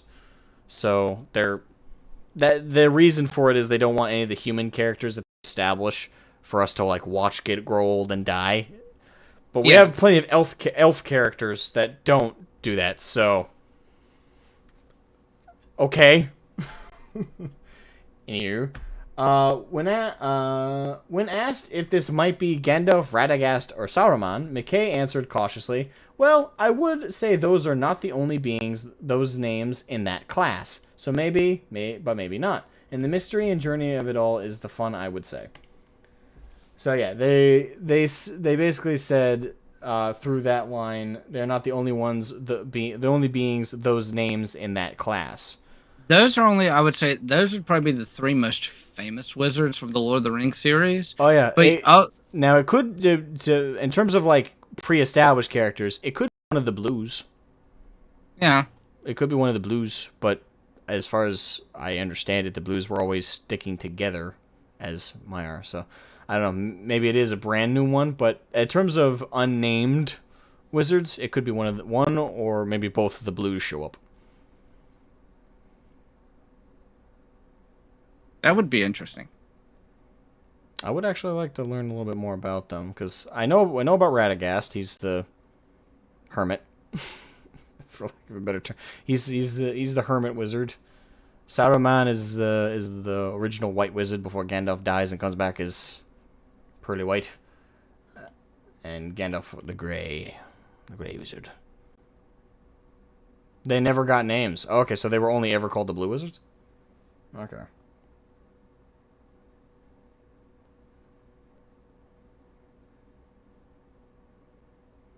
They should be agents of construction, not destruction, when they land like a bomb that would hinder their mission. And yeah, but don't you know? Explosions are cool, man. Yeah, no shit.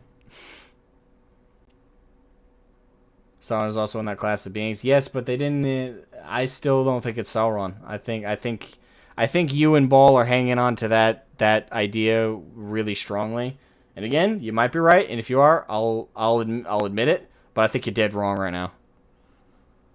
I don't know why you guys are so determined to stick with that. It'd be one. I guess I could get it if you guys trusted the showmakers to make a good show and you were trying to stand by it. But you guys, that's the thing. You and Ball hate the show, and you don't like you guys already hate the show. Why are you giving them credit that they might be good with the writing and make Sauron in there? I don't know. This is an argument that's gonna be going on till September the 2nd, or probably even afterwards. Yeah, probably even afterwards. Anyway, next video. Yeah. Anyway, we'll end off with this video, which this is a re-upload because Amazon had it officially on their channel, but they unlisted it because of backlash. Oh, it's 12 minutes? Okay, well, hold on a minute. I'm going to go piss first. Okay. If it's 12 fucking minutes, I thought it was another 1 minute video. I was like, oh, okay, no. cool. I can last 12 minutes. Fuck. Go pee. Gear. Shoot. Yeah. And after this, we'll open up for calls.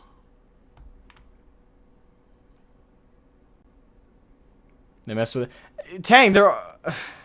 Bro, we are... You say if they mess with the lore? There they are. If they mess with the wizards, there they are. They're messing with everything else. Again, why are you giving them any credit that it might be Sauron? I don't get it. I don't get why you and Ball are like, yeah, they're totally gonna do Sauron. If you're right, I'll admit I'm wrong and I'll apologize, but I still don't see it. Like, if it is Sauron, I would argue it's a cool kind of move, but at the same time, I don't think that's the case. I don't think it's that at all. And as it is, they've shown they don't give a shit about the lore in every other regard, so I'm not gonna... my running theory is it's gonna either be Gandalf, like a quote-unquote younger Gandalf, or it's gonna be a new wizard altogether. But I don't think it's Sauron. I think it's going to be a new wizard. That would make more sense. What do you mean that's the one thing that'll piss you off? The whole thing should piss you off. Again, why are you guys giving them any credit at all? I don't know. You guys are silly. Anyway. This is great to watch from a lore perspective because I've never read the books, but I've watched all the movies multiple times. That said, it's time for Lord of the Rings Uncut again. And, yeah, what I'm gonna... Actually, fun fact, I should probably mention this now. On the Discord, I gotta finish painting my minis, so for the rest of the afternoon, I'm just gonna have Lord of the Rings, the extended edition, playing on one monitor while I work on my minis. So, yeah, if you're on the Discord, my friend's Discord anyway, that's going to be a thing, so if you want to tune in, that's an option. Anywho, that aside, this is a video that they released of like I'll just let it speak for itself. Okay, take a breath, something new would happen, and it was... It's Middle-earth, there's never peace, right? If, like, Sauron is hot, I feel like people will be like, I can fix him. Middle-earth had, like, a club. Yo, this tune is banging! Awestruck, mystified, and starstruck. Wow. Can we please stop this now? We're 17 seconds in. It took me 10 seconds. It took me 10 seconds to already hate this. We're 17 seconds in. How did they got your balls in a vice grip yet? No, absolutely fucking not, no. I want nothing to do with this now. Haven't you ever wondered what else is out there? There's wonders in this world beyond our wandering.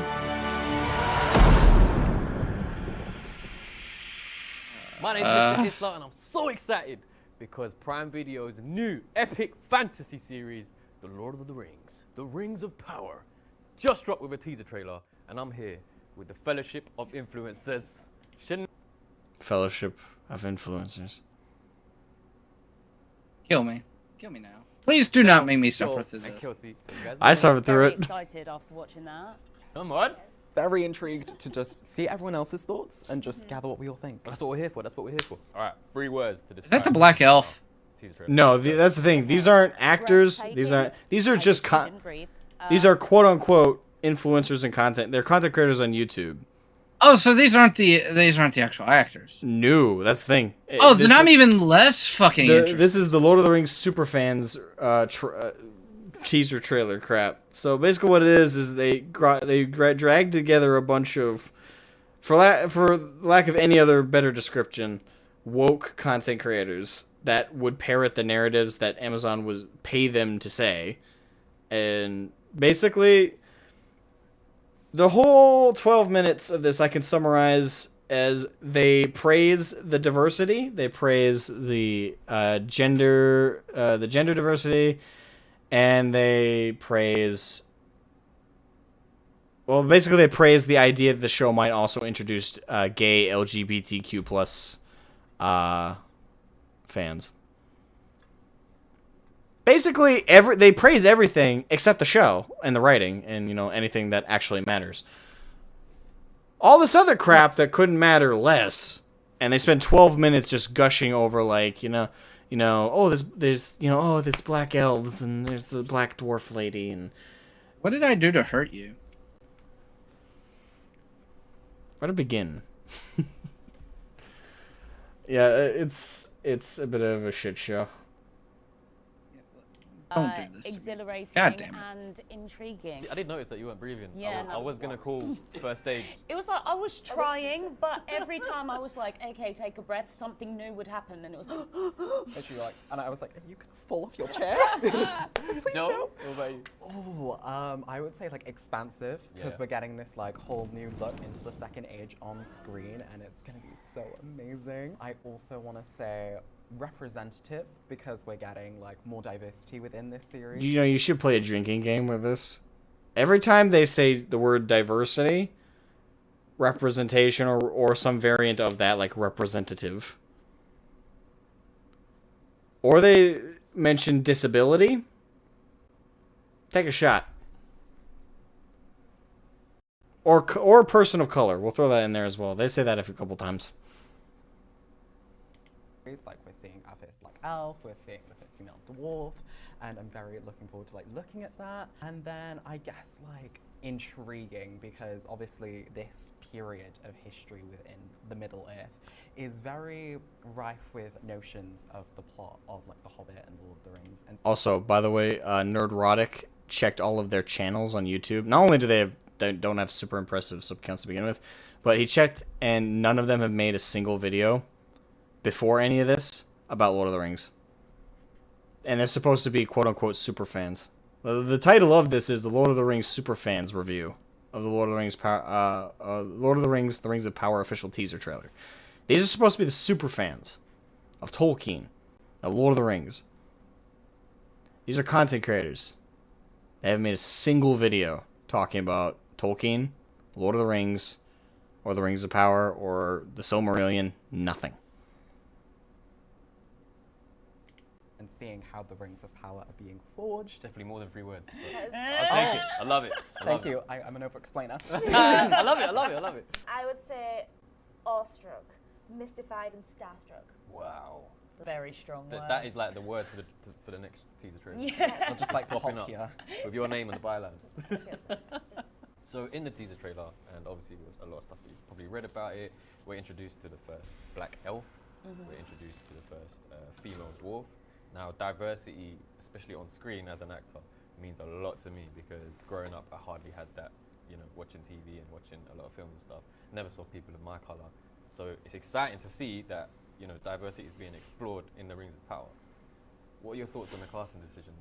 I'm very excited for it because In like less than a minute span there, he said diversity twice and referenced his own color and stuff like. We're over 2 minutes into this quote-unquote review of the Rings of Power. They've said Tolkien once. Can we not do something more productive with our time? Please. All right, I think I made my point. Literally, I've watched the whole thing, and I won't make you right anymore. Because to be honest, what you just watched was the whole 12 minutes. I figured that in the first 15 seconds. No, I really wanted to nail it home. What you've seen so far is the whole 12 minutes. It's literally nothing but gushing over stuff that doesn't matter and couldn't matter less, like diversity, like gender inclusion. It's like, oh yes, because Tolkien had no women who were badass at all in his stories, right? No. Like badass normally women. I don't try to whine and bitch like this, but no, please don't do this to me. Yeah, if anyone wants to watch it, this person, Roma Invicta, re-uploaded it after they unlisted it. The dislikes, I think, are directed at the video, and they aren't directed at Roma. But it's shit. It's such shit, man. Yeah, they done Tolkien dirty. They've done Tolkien really dirty.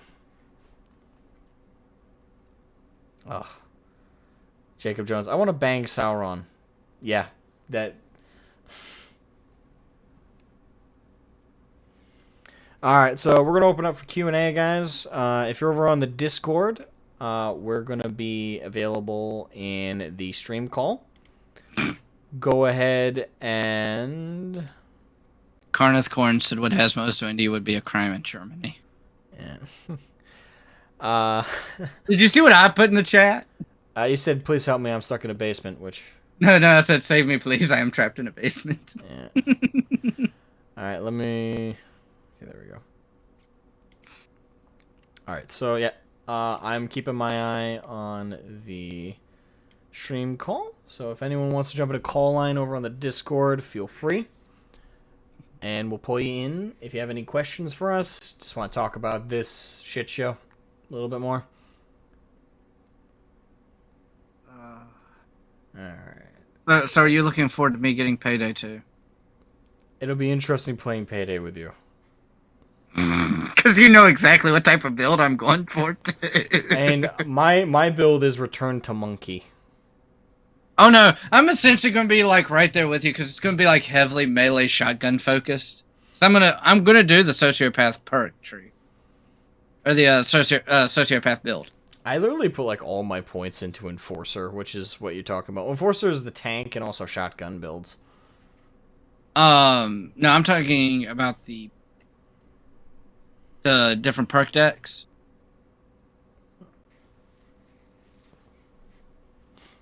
Let me look it up. Okay. I have only one question. You stayed sane today? I mean, yeah. Angry, but sane. It's been a challenge. I'll acknowledge.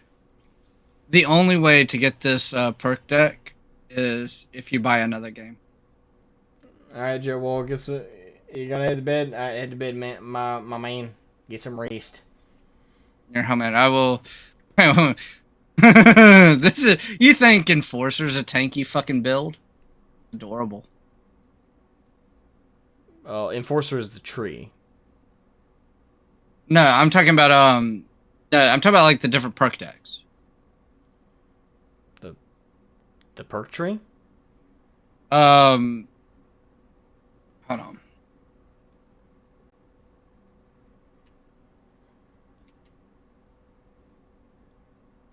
Okay, I have fat fucking fingers.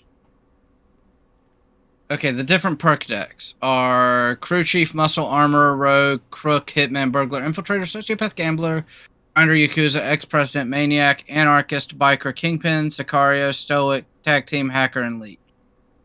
I don't know anything about that. I only know about the actual perk tree. So you can actually spend points in perk decks, and it makes you even stronger.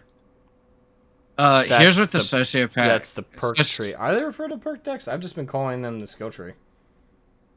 No, there are skill trees, and then there are perk decks. You can do both. No, I just have the skill tree. This is the sociopath perk deck. Yeah, because Enforcer is one of the trees. Yes. Then that's for like armor. That's for armor and shotgunning. It would pair really well with sociopath.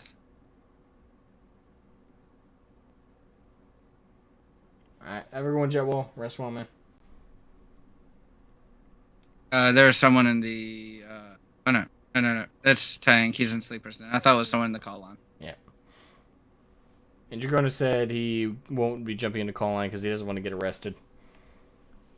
Because he lives in Germany and free speech isn't a thing. I sent you a DM. The Sociopath Park deck. Huh?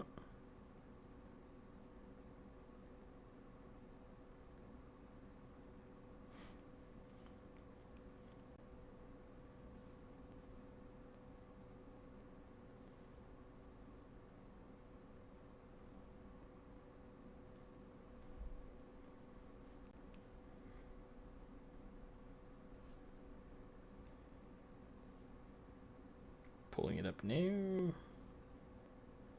Yeah, like the two best ones for tanking would probably be Muscle and Sociopath. Probably say Sociopath just based on what you sent me. Maybe that's the key why we've been getting our asses kicked in very hard. Because we're only going down the perk tree. New snip. This one's Muscle.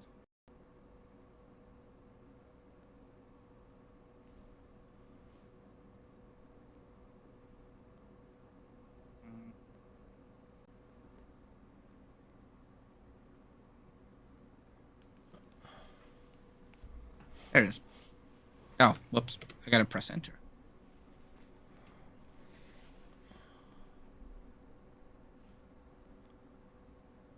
The Yakuza perk tree is also damn good.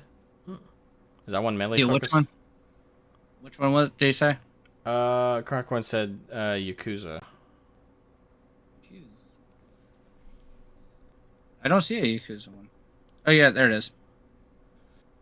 The lower your health, the more armor recovery rate you have. When your health is below 25%, you gain up to 20% armor recovery rate. The lower your health, the more movement speed you gain. Lower your health, the more armor recovery rate you have. So that's essentially doing the it doubles up on the second one. Okay. On the first one. The lower your health, the more armor recovery rate you have. So when your health is below 25%, at this point you gain up to 60% armor recovery rate. All berserker effects in this perk deck will start at 50% health instead of 25% health. Jesus Christ. Jesus, I liver crashed. That's more of like you have to have low health though in order for that to be effective. That's more like low health, high armor.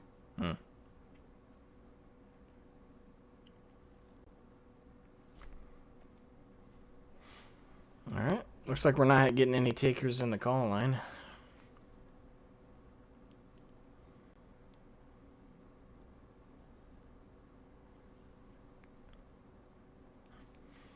Alrighty.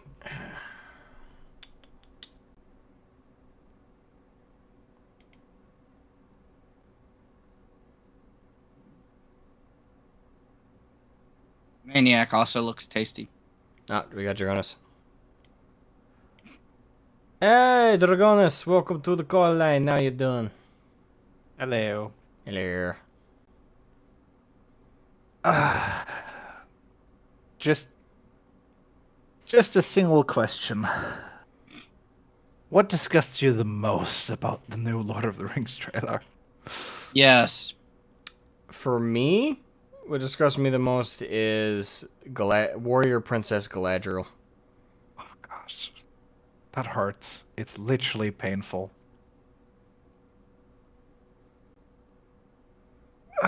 Thank God we got the Jackson films. Yeah. But this is horrible and it feels painful, and I find that they try to ruin the childhood of every man. And I don't care. No, they don't. For these people, they care way more about brainwashing people to their ideology than they do about portraying good, passionate, well-established stories. And the paraphrase quote that people have been running with in these trailers and everything has been perfect, because it nails exactly the sentiment you should have in regards to it. Because it's 100% true. Evil cannot create; it can only corrupt and destroy what has already been made by a good. That's 100% true. Yeah. But here's the thing. My mentality still stands that they can't ruin our childhoods. They can't ruin what we already have. I stand by that. Like, that people gotta get out of that mindset. Doesn't matter what they say, what they do, what they portray, what they don't portray. Doesn't matter.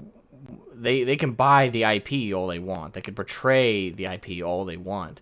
But the stories and experiences and things that we actually enjoyed from these stories, these universes, they cannot take that away. They win the moment you believe they can.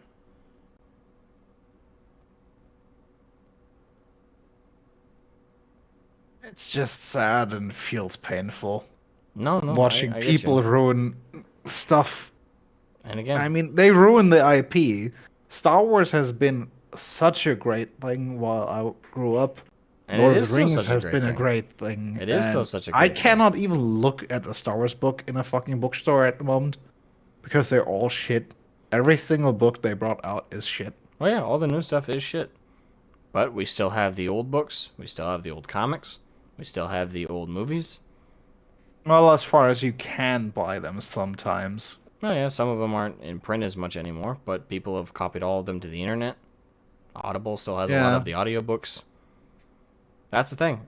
I get where the feeling of hopelessness is coming in. They want you to feel that, and unfortunately, they're very good at making you feel that way. But you got to Yes. remember, they can't take away anything you love. They want you to believe that, and it's wrong. Well, I think we And- all know how we feel about the new trailer Yeah, and and- the whole new stuff. Oh yeah, it's all shit. And as I said before, I'm not happy that our peers, like Arch has done this a little bit. Nerdrotic, Heels vs. Baby's Face, Yellow Flash, the Quartering, which he irritates me from time to time. Not that I'm starting to try and war with Jeremy. I don't know the guy, but a lot of commentators about this stuff have also been unfortunately spreading this narrative that they're ruining our hobbies, they're ruining our stuff. Yes, they're ruining its future, but they neglect to phrase it correctly. They make it sound like what we already have is being destroyed, which that's not how it works. And I get, to give a fair shake to their perspective, I get where they're coming from. They're trying to stress the situation by using harsher language, because it doesn't sound as emergent, or as it doesn't sound as big of an issue if you phrase it correctly, which is they're ruining a franchise's future. If you phrase it like that, people are then reminded, okay, yeah, but the old stuff is still there, so people feel less rallied to fight or to push back against the new stuff. And I get that's why they use more harsher language, like oh, they're ruining the franchise, they're ruining this, they're ruining that. But I'm sick and tired of hearing and seeing content creators say this shit, because it's wrong. It's wrong. They're not destroying or ruining what we have, they're ruining its future. That should be enough to get people to rally.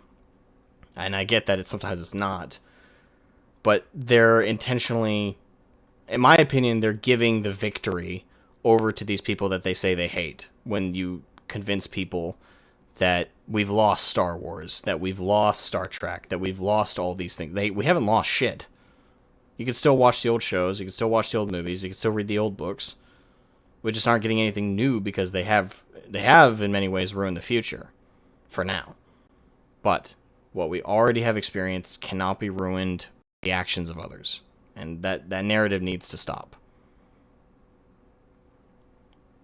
Because it's just wrong. And I will argue with anybody who wants to argue with me on that one, because it's just a flat wrong perspective. And it's way more over the top than anyone should rationally be. Yeah. True enough. Yeah. Hold on. Have fun on the rest. Alright, thank you for hopping in. Alright, call line's still open. Call line's still open. Anyone wants to hop in? We'll wait a couple minutes. If not, we'll call it a day.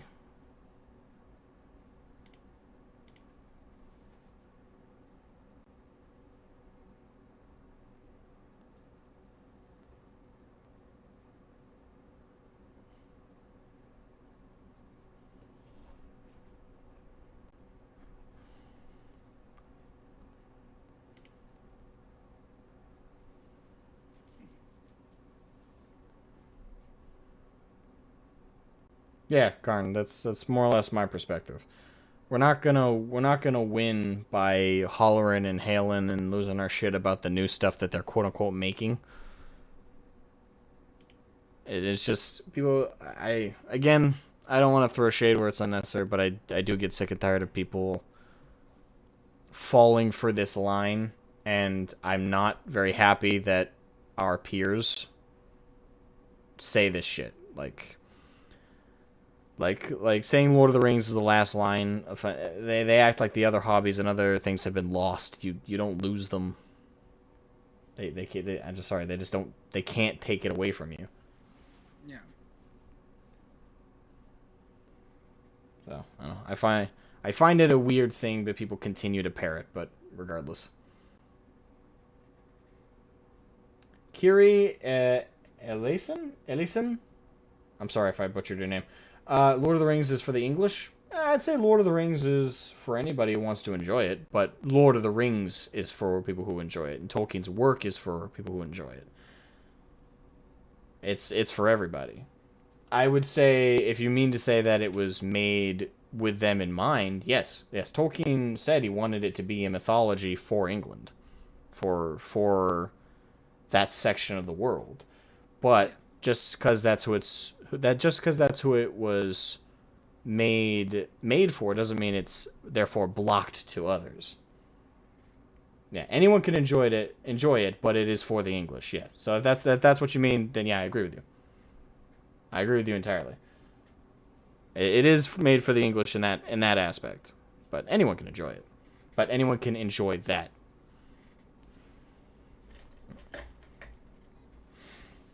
Oh man, my arm. Whew. But it is for us. Therefore, the cast should not be filled with ethnic minorities. And I agree, unless it's for Harad. Like, elves should all be white because they have been described as being pale and more ethereal. Dwarves, just logically, they would also, since they're from the same region, yeah, they're underground, they should be pale, white. Numenorians, same deal.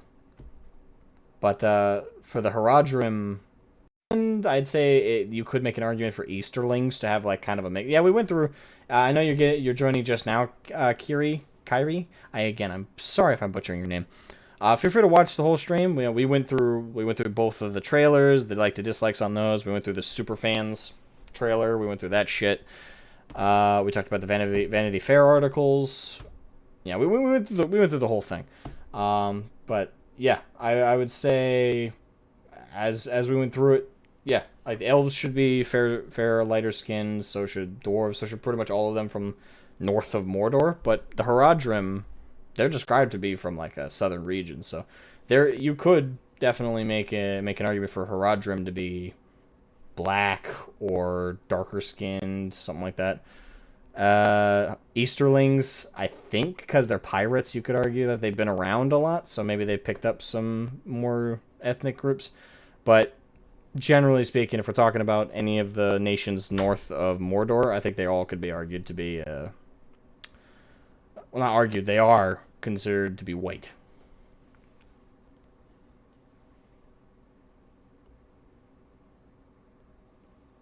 It's Greek, sorry. I don't know what that means.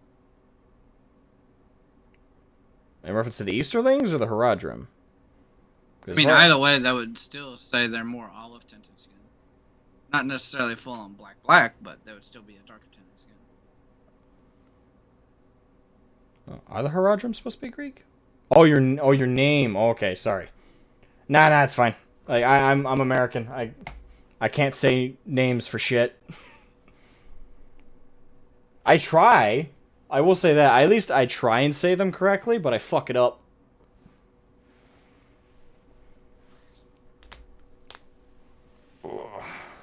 Yeah.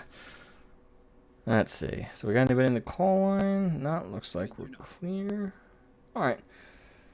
So, I think that's going to wrap it up. Yeah, my thoughts on this series is it's going to be shit. I'm definitely going to check out the first episode just to see how shit they're going to establish everything. Besides that, I probably won't watch the show. I recommend to most people, if you're not like a content creator like me who has like motivation from that sense to review the first episode, I'd say avoid the show. If you're anti the show, like most of us are, don't check it out. Avoid it, because you click on it. Doesn't matter if you hate click on it. The more clicks they get, the more they're going to consider that a victory. So I'd say for the thing that we should all be establishing, don't watch it, don't check it out, give it a total pass. And if you're a content creator like me and you love Lord of the Rings, please just check out episode 1 and make a review on it. Put it up on YouTube, put it up on Reddit, put it up on Twitter, put it up everywhere. Spread the word of how much they're butchering this thing and keep as many people away from it as possible.